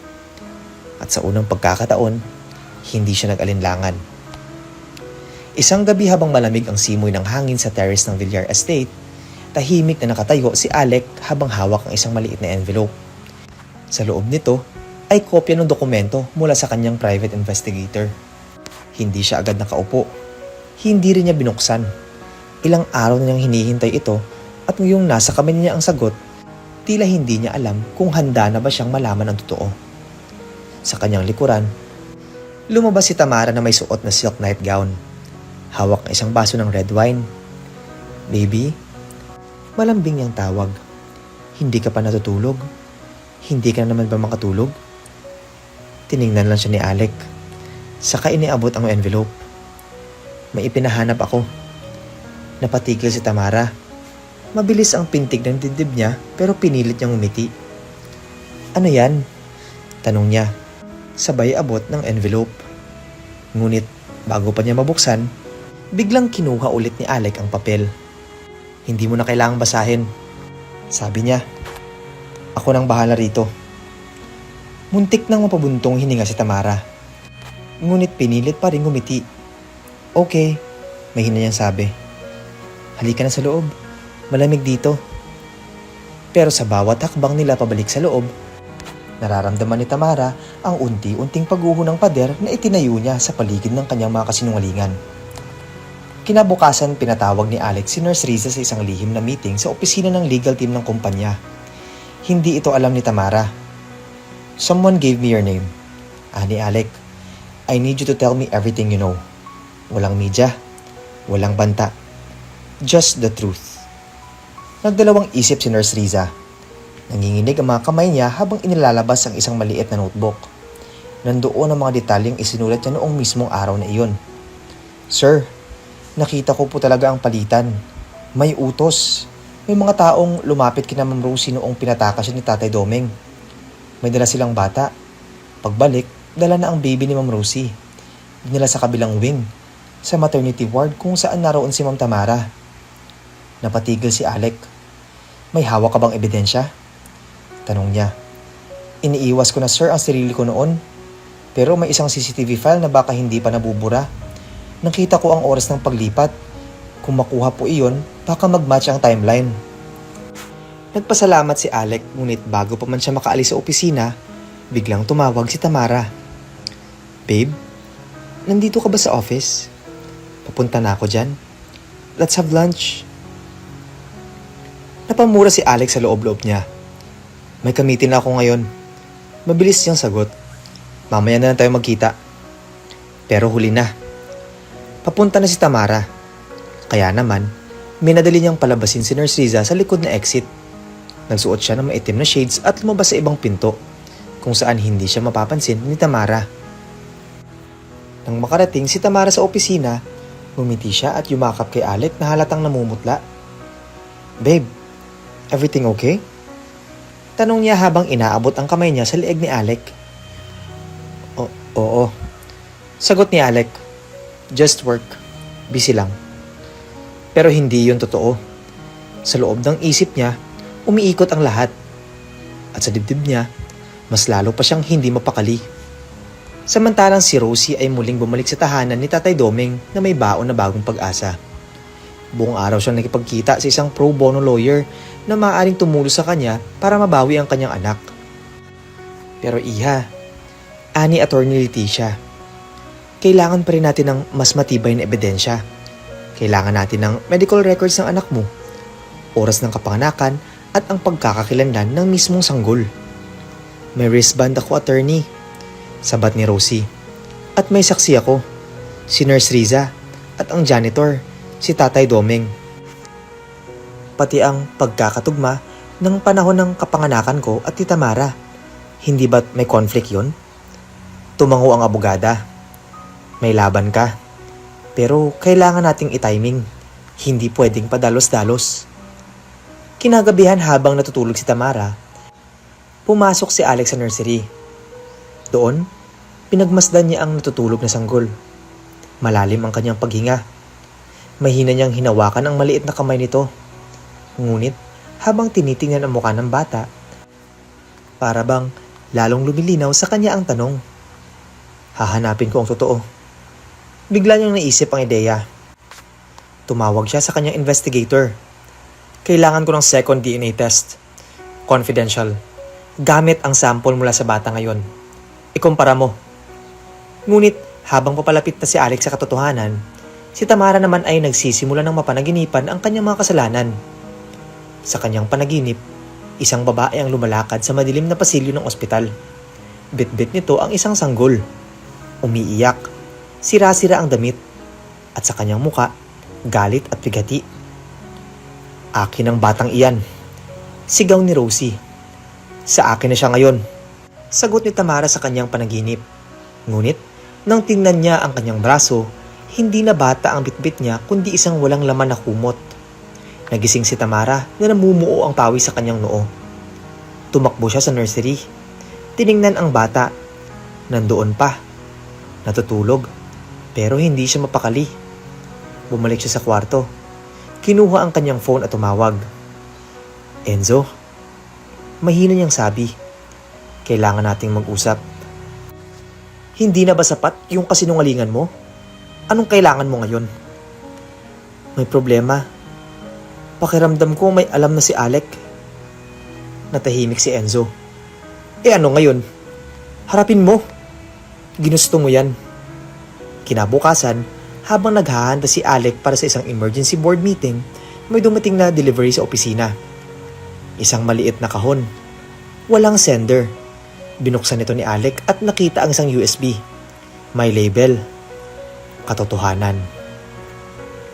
Isinaksak niya ito sa kanyang laptop. Lumabas ang isang CCTV video mula sa ospital. Timestamp. Araw ng kapanganakan ni Rosie at Tamara. Sa video, kita si Rosie na tulog sa kama. May lalaking dumating, sumilip, tumango, tapos may babaeng dumaan. Si Tamara. Nakita niya ang aktwal na paglabas ng nurse na may hawak na sanggol. Pumasok sa ibang kwarto. Ang bata, dinala kay Tamara. Tumigil ang oras para kay Alec. Tumayo siya. Hindi na ito kutob. Hindi na ito hinala. Ito na ang katotohanan. Ngunit, bago pa siya makalabas ng opisina, biglang dumating ang isang assistant. Sir, may nangyaring emergency. Si Ma'am Tamara po, nasa ospital. Bigla pong nawalan ng malay. Nagulat si Alec. Hindi niya alam kung paano hahatiin ang sarili. Ngunit bago pa siya umalis, sinulyapan niya muna ang USB at iniabot ito sa kanyang legal counsel. Siguraduhin may kopya tayo nito.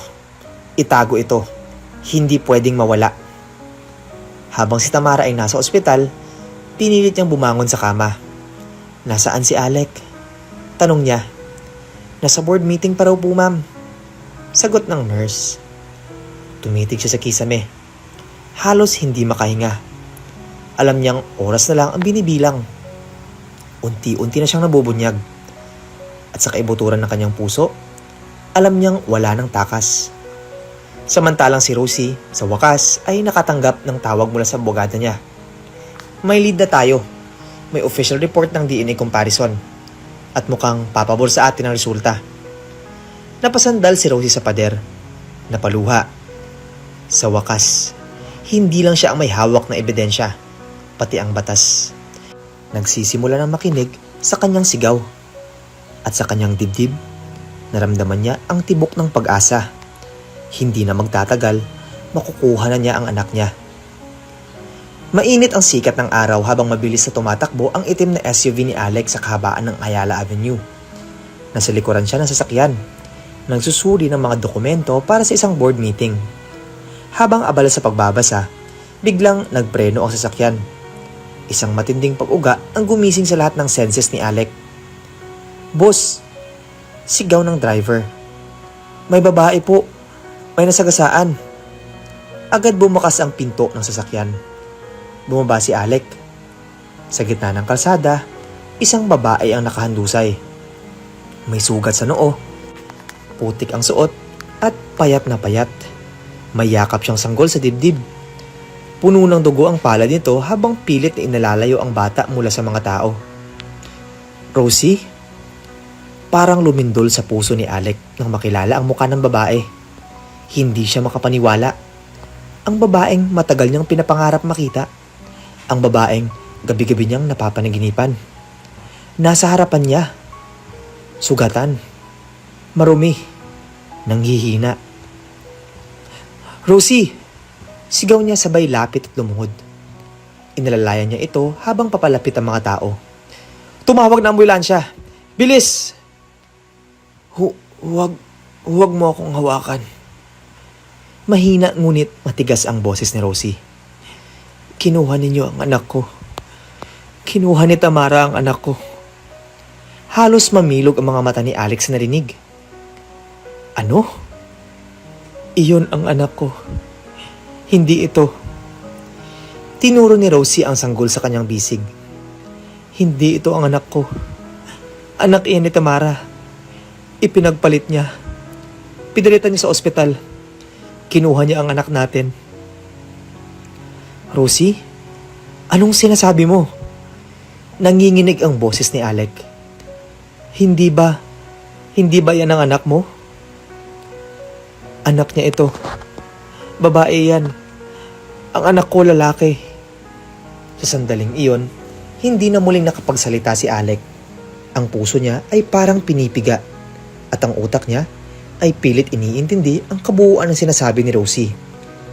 May mga taong lumapit, nagsimula ng tumulong. Isinakay si Rosie at ang sanggol sa ambulansya. Si Alex ay sumama, hawak pa rin ang kamay ni Rosie na nanginginig. Tahimik siya. Nanggigilid ang luha habang paulit-ulit sinasabi ni Rosie na ninakaw ang anak niya. Sa ospital, agad na inasikaso si Rosie. Kinailangan siyang tahiin sa noo. Habang inaasikaso siya, si Alex ay naglakad papunta sa testing lab. Bit-bit ang sanggol. Mabilis siyang kinausap ng doktor. "Sir, may special request po kayong DNA match?" Tumango si Alex. "Gusto kong i-compare ang DNA ng batang ito sa DNA ko. Confidential. Huwag ipapaalam kahit kanino." Maya-maya pa, bumalik siya sa silid ni Rosie. Nakaupo na ito sa gilid ng kama. Bagamat may benda sa ulo, mas lumakas na ang katawan niya. "Kapag nakuha na natin ang resulta at totoo ang sinasabi mo," ani Alex, mahina ngunit puno ng emosyon, "babangon ako kasama mo. Babawiin natin ang anak natin." Nag-angat ng tingin si Rosie. "At kung hindi mo ako paniwalaan noon, bakit mo ako paniniwalaan ngayon?" Tahimik si Alex. Wala siyang maisagot. Bumuntong hininga si Rosie. "Ang totoo, kahit ilang gabi kitang pinangarap, kahit ilang beses kong sinigaw ang pangalan mo sa isipan ko, hindi ko akalaing darating kang muli. Pero kung ito lang ang paraan para bumalik ka sa akin, hindi ko nahahayaang mawala ulit ang anak ko." Kinabukasan, dumating ang resulta ng DNA test. Sa kamay ni Alex, hawak niya ang papel na magpapatunay kung totoo nga ang sinasabi ni Rosie. Mabigat ang hakbang niya papunta sa testing room. Binuksan niya ang envelope. Binasa ang bawat linya. Nang makarating siya sa huling bahagi, napaupo siya. Result: negative. Ang batang bitbit ni Rosie ay hindi niya anak. Parang pinagsakluban ng langit at lupa ang paligid ni Alex. Humigpit ang hawak niya sa papel. Hindi siya makapaniwala. Hindi ito maaaring totoo. Ngunit may bahagi sa kanyang puso na nakaramdam ng kakaibang linaw. Ito ang patunay. Bulong niya. Hindi ito ang anak ko.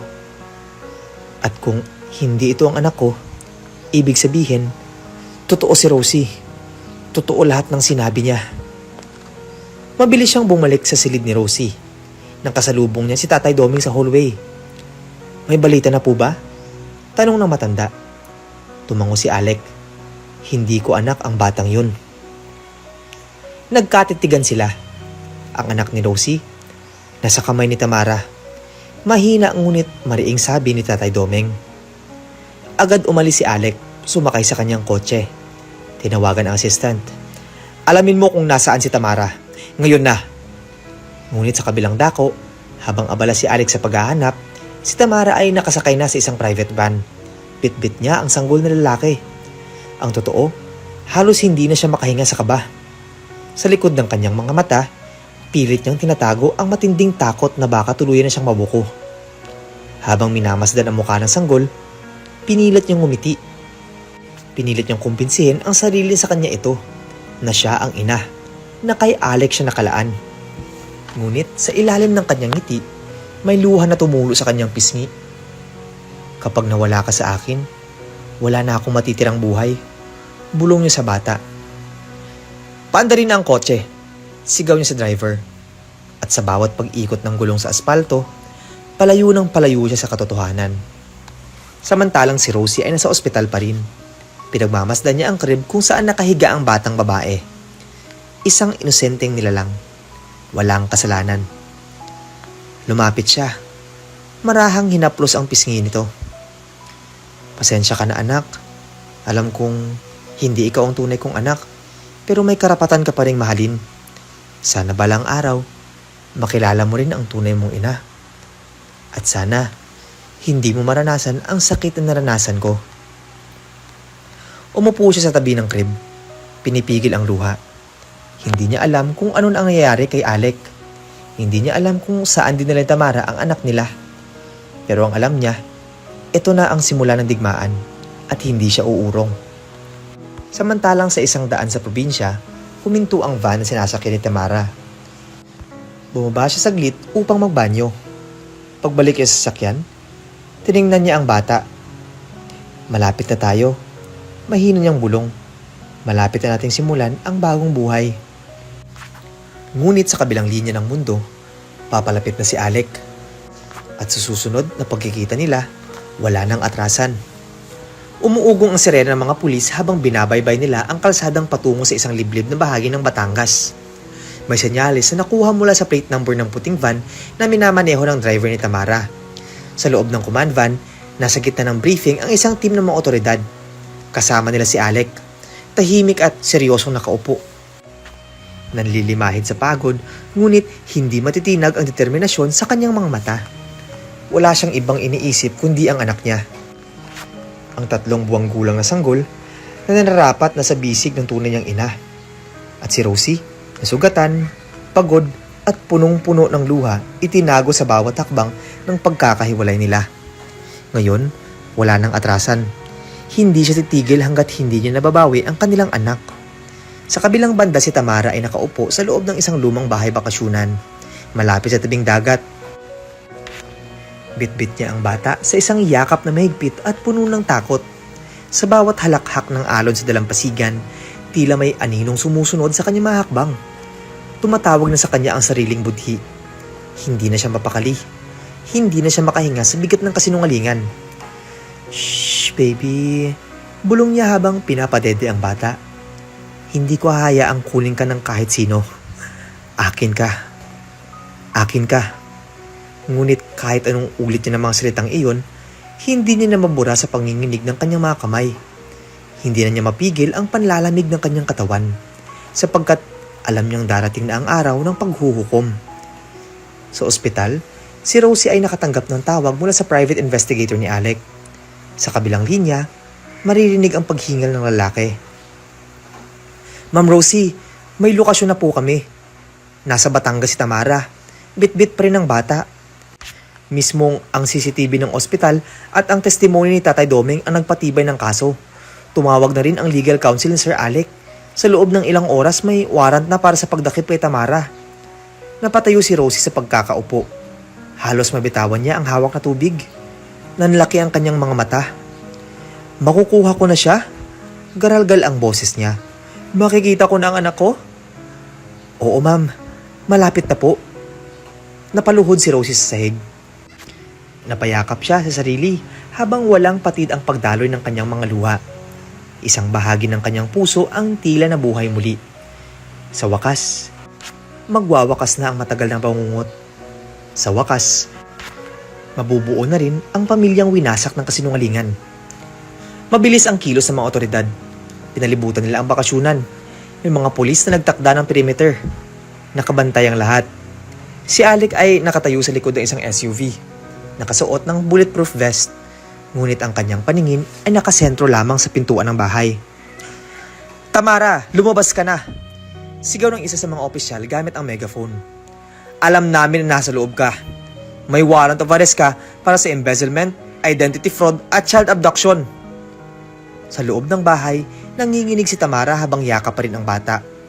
Ang mga mata niya ay punong-puno ng takot, ngunit may bahid pa rin ng galit. Hindi ko kayo bibigyan ng dahilan para kunin siya. Sigaw niya. Ako ang ina nito. Ako ang nag-alaga mula simula. Hindi ko ibibigay. Ngunit nang bumukas na ang pinto at sumilay ang mga pulis, wala na siyang ibang nagawa kundi magyukayok. Dahan-dahan siyang lumapit. Buhat pa rin ang bata. Paglapit niya, una niyang nakita si Alec. Matagal silang nagkatitigan. Nandoon pa rin ang pagmamahal sa mga mata ng lalaki. Ngunit ngayon ay may halong sakit, pagkamuhi at matinding pagkadismaya. Tamara. Mahina ngunit matalim na bulong ni Alec. Anong klaseng halimaw ka? Hindi sumagot si Tamara. Inabot niya ang bata. Nanginginig ang kamay. Si Alec naman ay agad itong sinalo. Nilapit sa kanyang dibdib. Napahagulgol siya. Niyakap ang bata ng buong buo. Kasabay ng iyak ng sanggol, ang paghugulgol ni Rosie na kalalapag lang mula sa sasakyan. Tumakbo siya papunta kay Alec at nang makita ang anak sa mga bisig ng ama, para siyang nawala ng lakas. Napaluhod siya sa lupa. Hindi makapaniwala. Akin ka, anak ko. Mahino niyang sabi. Lumapit si Alec kay Rosie. Dahan-dahan niyang inilapit ang bata sa ina nito. At nang mapasa kamay ni Rosie ang kanyang anak, para bang tumigil ang mundo. Sa pagitan ng mga luha, halakhak, at sigaw ng damdamin, nagkatagpo ang puso ng isang inang pinagkaitan at ang sanggol na matagal niyang pinangarap mayakap muli. Alec, bulong ni Rosie habang yakap ang bata. Salamat. Pasensya na, Rosie. Nanginginig ang boses ni Alec. Ang laki ng pagkukulang ko. Hindi ko pinakinggan ang puso ko. Hindi kita pinaniwalaan at pinabayaan kong masaktan ka ng ganito. Tumulo ang luha ni Alec. Lumuhod siya sa harap ni Rosie at ng bata. Sabay haplo sa buhok ng anak nila. Mula ngayon, walang sino man ang makakakuha sa inyo sa akin. Patawarin mo ako kung maaari pa. Nang sandaling iyon, tumango si Rosie. Hindi bilang pagtanggap agad ng pag-ibig, kundi bilang simbolo ng pagkabuo. Hindi pa tapos ang lahat, ngunit ang pinakamalaga ay nakuha na nila ang pinakamariin nilang pinaglalaban, ang kanilang anak. Habang nilalayo si Tamara ng mga pulis, nagsisigaw siya, umiiyak. Wala akong kasalanan. Hindi ko kayo niloko. Minahal ko si Alec, ako ang dapat niyang pinakasalan. Ngunit wala nang pumansin sa kanya. Ang mga kamera ng media ay nag-flash. Ang mga kasong isinampa sa kanya ay nagsimula ng ilabas. Embezzlement, identity fraud, child abduction. Lahat ng kasalanan niya ay unti-unting lumantad sa mata ng lipunan. Sa sumunod na araw, naglabas ng opisyal na pahayag ang Villar Global Holdings. Ipinagbibigay alam po namin sa publiko na si Miss Rosie Villar ay walang kinalaman sa anumang anomalya sa kumpanya. Siya ay biktima ng panlilinlang. Ang mga nawalang pondo ay natrace kay Tamara de Guia, dating executive ng kumpanya, na ngayon ay nakasuhan na. Sa telebisyon, Live ang coverage. Maraming mga tao ang nanood habang lumuluha si Rosie sa isang panayam. Kung may natutuhan man ako, sabi niya, iyon ay ang mawalan ng pag-asa. Kahit pa ang buong mundo ay tumalikod sa iyo. At kahit wasak na wasak ka na, ang pagmamahal ng isang ina ay kailanman hindi matatalo ng kasinungalingan. Pagkatapos ng press conference, naglakad sina Alec at Rosie, bitbit ang kanilang anak sa likod ng gusali. Tahimik lang ang paligid. May banayad na simoy ng hangin. Napuno ng liwanag ang langit. Rosie, mahinang sabi ni Alec, kung pahihintulutan mo, gusto kong bumawi. Hindi ko man kayang itama agad lahat ng pagkakamali ko. Pero handa akong magsimula. Tiningnan siya ni Rosie. Mahigpit pa rin ang yakap sa anak nila. Hindi madaling makalimot sa sakit, Alec. Pero siguro, kung may karapatang lumaban para sa akin, iyon ay dahil ipinaglaban mo rin ang anak natin. Hinawakan ni Alec ang kamay niya. Simulan natin muli. Hindi bilang perpektong tao, kundi bilang pamilyang dumaan sa apoy at nakaligtas. At sa ilalim ng liwanag ng bagong umaga, tuluyang bumagsak ang mga pader ng kasinungalingan. Ang katotohanan sa wakas ay lumaya. Ang liwanag ng umaga ay malambing na sumungaw sa mga bintana ng isang bagong tahanan. Wala na ang tagpi-tagping bubong. Wala na ang malamig na sahig na barong-barong na minsang tinirahan ni Rosie. Sa halip, narito siya ngayon sa loob ng isang simpleng ngunit payapang bahay sa loob ng isang gate subdivision sa Tagaytay. Humihinga siya ng malalim habang nakaupo sa isang puting sofa. Yakap ang anak na natagpuan niya matapos ang panibugho, panlilinlang at matinding laban. Minsan ay inakala niyang hindi niya na muling mararanasan ang ganitong katahimikan. Minsan ay inakala niyang mawawalan sa kanya ang lahat. Pero ngayon, habang pinagmamasdan ang maamong muka ng kanyang anak na natutulog sa kanyang dibdib, alam niyang kahit papaano, may katarungan pa rin sa mundong ito. Anak, ang payapa mo kapag natutulog ka. Bulong niya habang hinahaplos ang buhok ng sanggol. Sana habang lumalaki ka, dalhin mo ang lakas na ipinaglaban natin. Dahil mula sa unang araw, hindi kita sinukuan. Nagbukas ang pinto mula sa kusina. Si Alec ay lumabas. Suot ang simpleng puting polo at asul na apron. May hawak siyang tray na may lamang 2 tasa ng tsaa at ilang piraso ng pandesal na bagong lutong tinapay. Good morning. Malambing niyang bati. Ngumiti si Rosie. Nagluluto ka na naman? Tumango si Alec habang inilalapag ang tray sa lamisita sa harap nila. Sinabi ko sa sarili ko, habang buhay kitang paglulutuan bilang paghingi ng tawad. Sagot niya. Pabirong may ngiti ngunit may bahid ng sinseridad ang boses.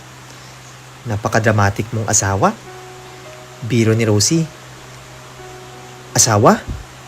Balik ni Alec, nanlalaki ang mata. So, asawa mo na ulit ako? Umiling si Rosie. Natawa ng mahina. Well, ayaw mo ba? Gustong gusto ko. Tahimik silang nagkatinginan. Sa pagitan ng biro at init ng tsaa, may mga damdaming pilit bumabalik. Hindi pa rin nawawala ang kirot ng kahapon, ngunit unti-unti, ang sugat ay nagsisimula ng maghilom. Sa mga sumunod na araw, pinuno ni Alec ang bawat araw ng pagsisikap, hindi lamang sa trabaho, kundi sa loob ng bahay. Siya na ang bumabangon para sa midnight feedings ng anak nila.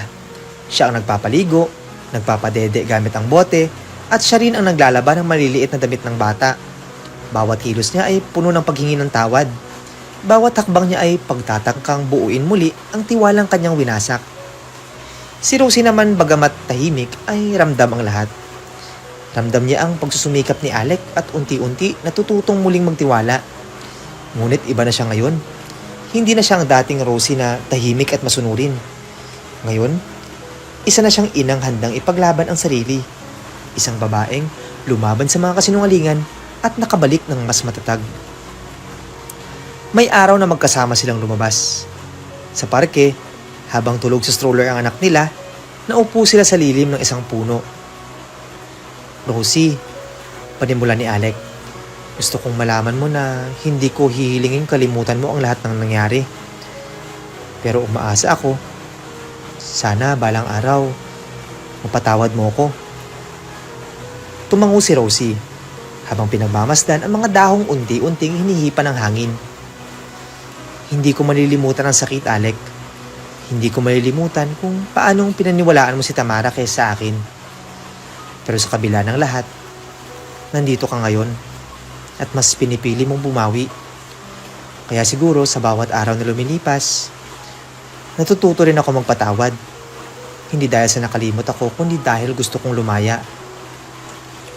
Lumuha si Alec. Hindi niya napigilan. Sa unang pagkakataon, hindi niya natago ang sariling kahinaan. Salamat, Rosie. Anya.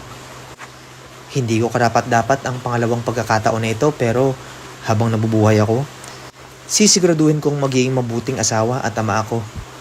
Samantala, sa loob ng piitan ng isang female detention center sa Maynila, nakaupo si Tamara sa malamig na simento. Mag-isa, walang kasama. Wala na ang alahas, ang mga branded na damit at ang make-up na araw-araw niyang sinusuot noon. Ang mukha niya ngayon ay maputla. Ang mga mata ay puno ng pagkadurog. Tumanggap siya ng liham mula sa kanyang dating abogado. Ipinaabot dito na hindi na ito magre-representa sa kanya dahil sa bigat ng ebidensya. Naiwan siyang nangangatal habang hawak ang papel. Maya-maya may dumating na bisita. Ikaw? Halos hindi makapaniwala si Tamara na makita ang lalaking nakatayo sa kabila ng salamin. Hindi ako makapaniwala. Dumating ka. Si Enzo, ang dating kasintahan niyang tunay na ama ng batang babae na isinilang niya, ay nakatayo. Malamig ang ekspresyon. Alam mo kung bakit ako nandito? Tanong nito. Para tulungan ako? May konting pag-asa sa tinig ni Tamara. Umiling si Enzo. Para sabihin sa iyo na hinding-hindi na ako muling madadamay sa kahit anong kaguluhan mo. Enzo, namutla si Tamara. Wala ka man lang bang awa? Anak mo siya. Anak ko siya, oo. At kapag maayos na ang buhay ko, siya ang papalakihin ko. Pero ikaw, Tamara, ikaw ang dahilan kung bakit muntik kaming mawalan ng karapatan sa katotohanan. Hindi mo ko ginawang ama. Ginamit mo lang ako para makuha si Alec. Lumuha si Tamara. Minahal ko siya. Minahal mo lang ang ideya na siya ang kayamanan mo, hindi ang tunay niyang pagkatao. Kung minahal mo siya, hindi ka sana nanira ng buhay. Tumalikod si Enzo at naglakad palayo.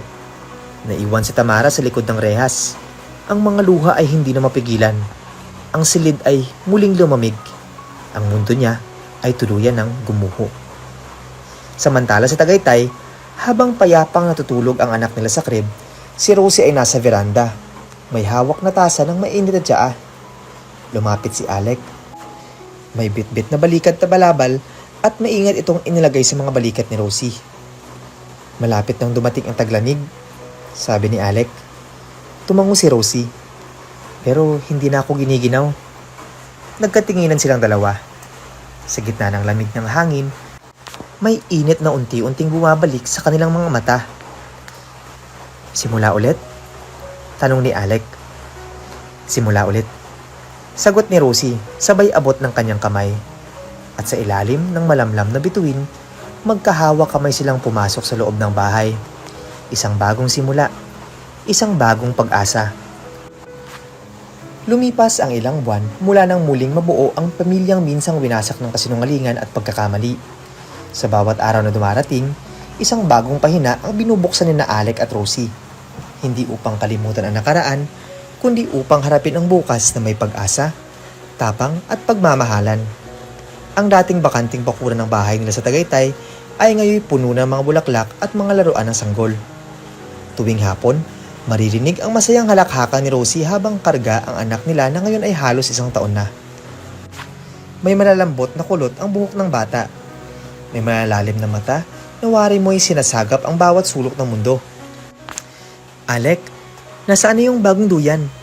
Tawag ni Rosie mula sa hardin habang inaalalayan ang anak na sinisikap gumapang sa malambot na banig. Mula sa garahe, lumabas si Alec. Pawisan, ngunit nakangiti habang bitbit ang kahoy na may lamang baby swing. Ayan na love, kasama pa yung manual. Sagot niya habang mabilis na lumapit. Minsan pa bumalik sa alaala ni Rosie ang lalaking minsang naging estranghero sa sariling asawa. Ngayon, heto siya. Walang sawang pinipilit na maging mas mabuti. Walang araw na lumilipas na hindi nagpapaalala kay Rosie na siya ay minamahal. Minamahal hindi dahil sa utang na loob o pagsisisi lamang, kundi dahil sa isang puso na sa kabila ng pagkakamali ay naghanap ng daan pabalik. Anak, tingnan mo si daddy oh. Pawis na para lang sa'yo. Natatawang sabi ni Rosie habang pinapadede ang sanggol. Para sa inyo kaya to, ikaw ang boss ko ngayon. Sabay kindat ni Alec kay Rosie. Sa mga sandaling iyon, tila wala nang bakas sa madilim na kahapon. Ngunit alam ni Rosie na ang kapayapaang nararanasan nila ngayon ay bunga ng matinding unos. At kahit paunti-unti nang nahuhulog ang pader ng kahapon, hindi niya makakalimutan ang hirap ng panahong iyon. Pero ngayon, kaya na niyang tingnan ito nang hindi na umiiyak. Kaya na niyang harapin ang kanyang refleksyon at sabihing, "You survived." Isang umaga may natanggap na tawag si Alec mula sa kanyang PR head. Isang kilalang news network ang nag-aanyaya para sa isang televised interview tungkol sa Villar scandal at kung paanong bumangon ang kumpanya at ang kanilang pamilya mula rito. Noon ay hindi niya kayang humarap sa publiko. Ngunit ngayon, handa na siya. Hindi para linisin ang pangalan kundi para ipakita kung paano ang isang pagkakamali ay maaaring maging mitya ng isang mas matibay na pundasyon. Rosie, sabi ni Alec habang sabay silang naghahapunan.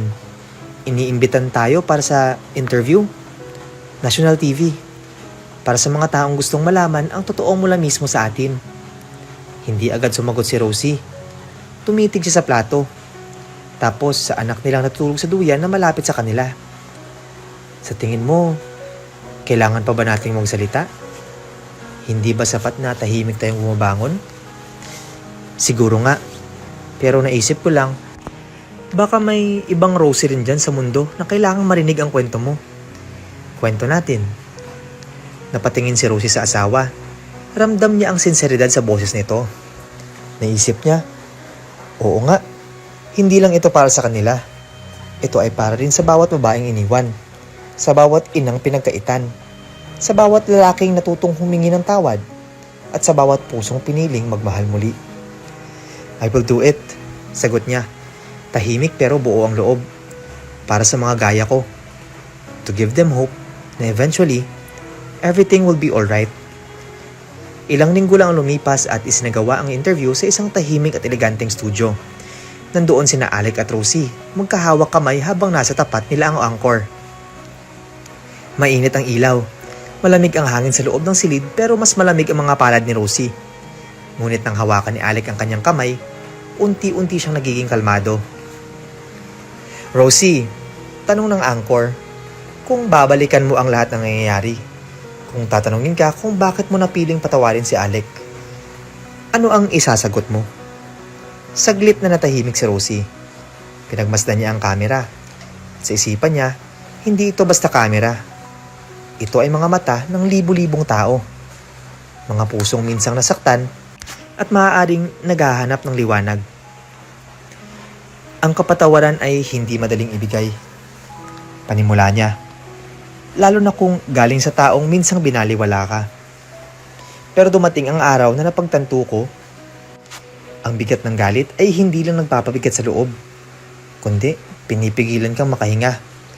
At kung hindi ako magpapatawad, ako rin naman ang matatalo.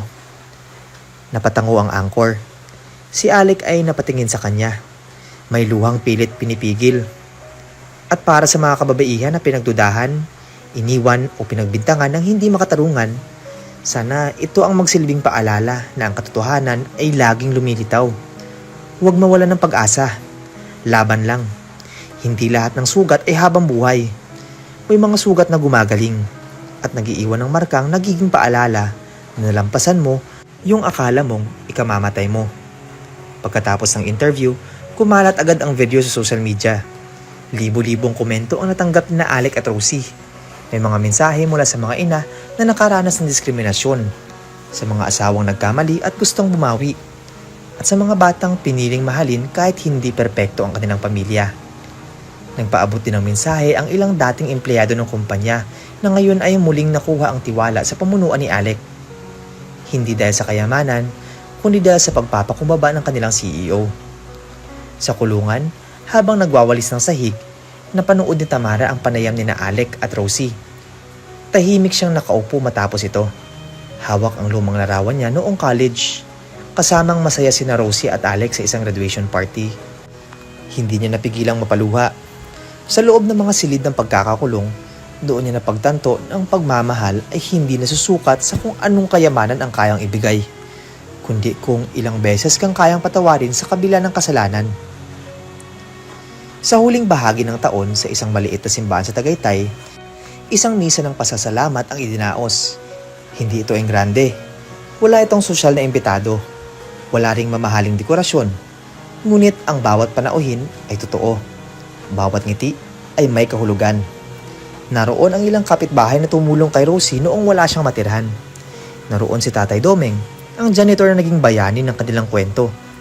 Naroon ang mga dating empleyado ng Villar Global na ngayon ay muling nagtitiwala sa kumpanya. Naroon din ang mga kaibigang tahimik na sa simula, ngunit hindi kailanman lumayo. Habang binabasbasan ng pari ang kanilang anak, magkayakap sina Alec at Rosie. Hindi nila kailangang magsalita para ipahayag ang nararamdaman, sapagkat sa katahimikan ng simbahan, sa init ng kandila at liwanag ng araw na pumapasok sa mga kulay na bintana, naroon ang pagsilang ng tunay na himala. Hindi perpekto ang buhay. Maraming sugat, maraming luha, maraming pagkakamali. Ngunit sa dulo ng lahat ng iyon, may pagkakataong bumangon. May pagkakataong magmahal at mahaling muli. At may pagkakataong magsimula ulit.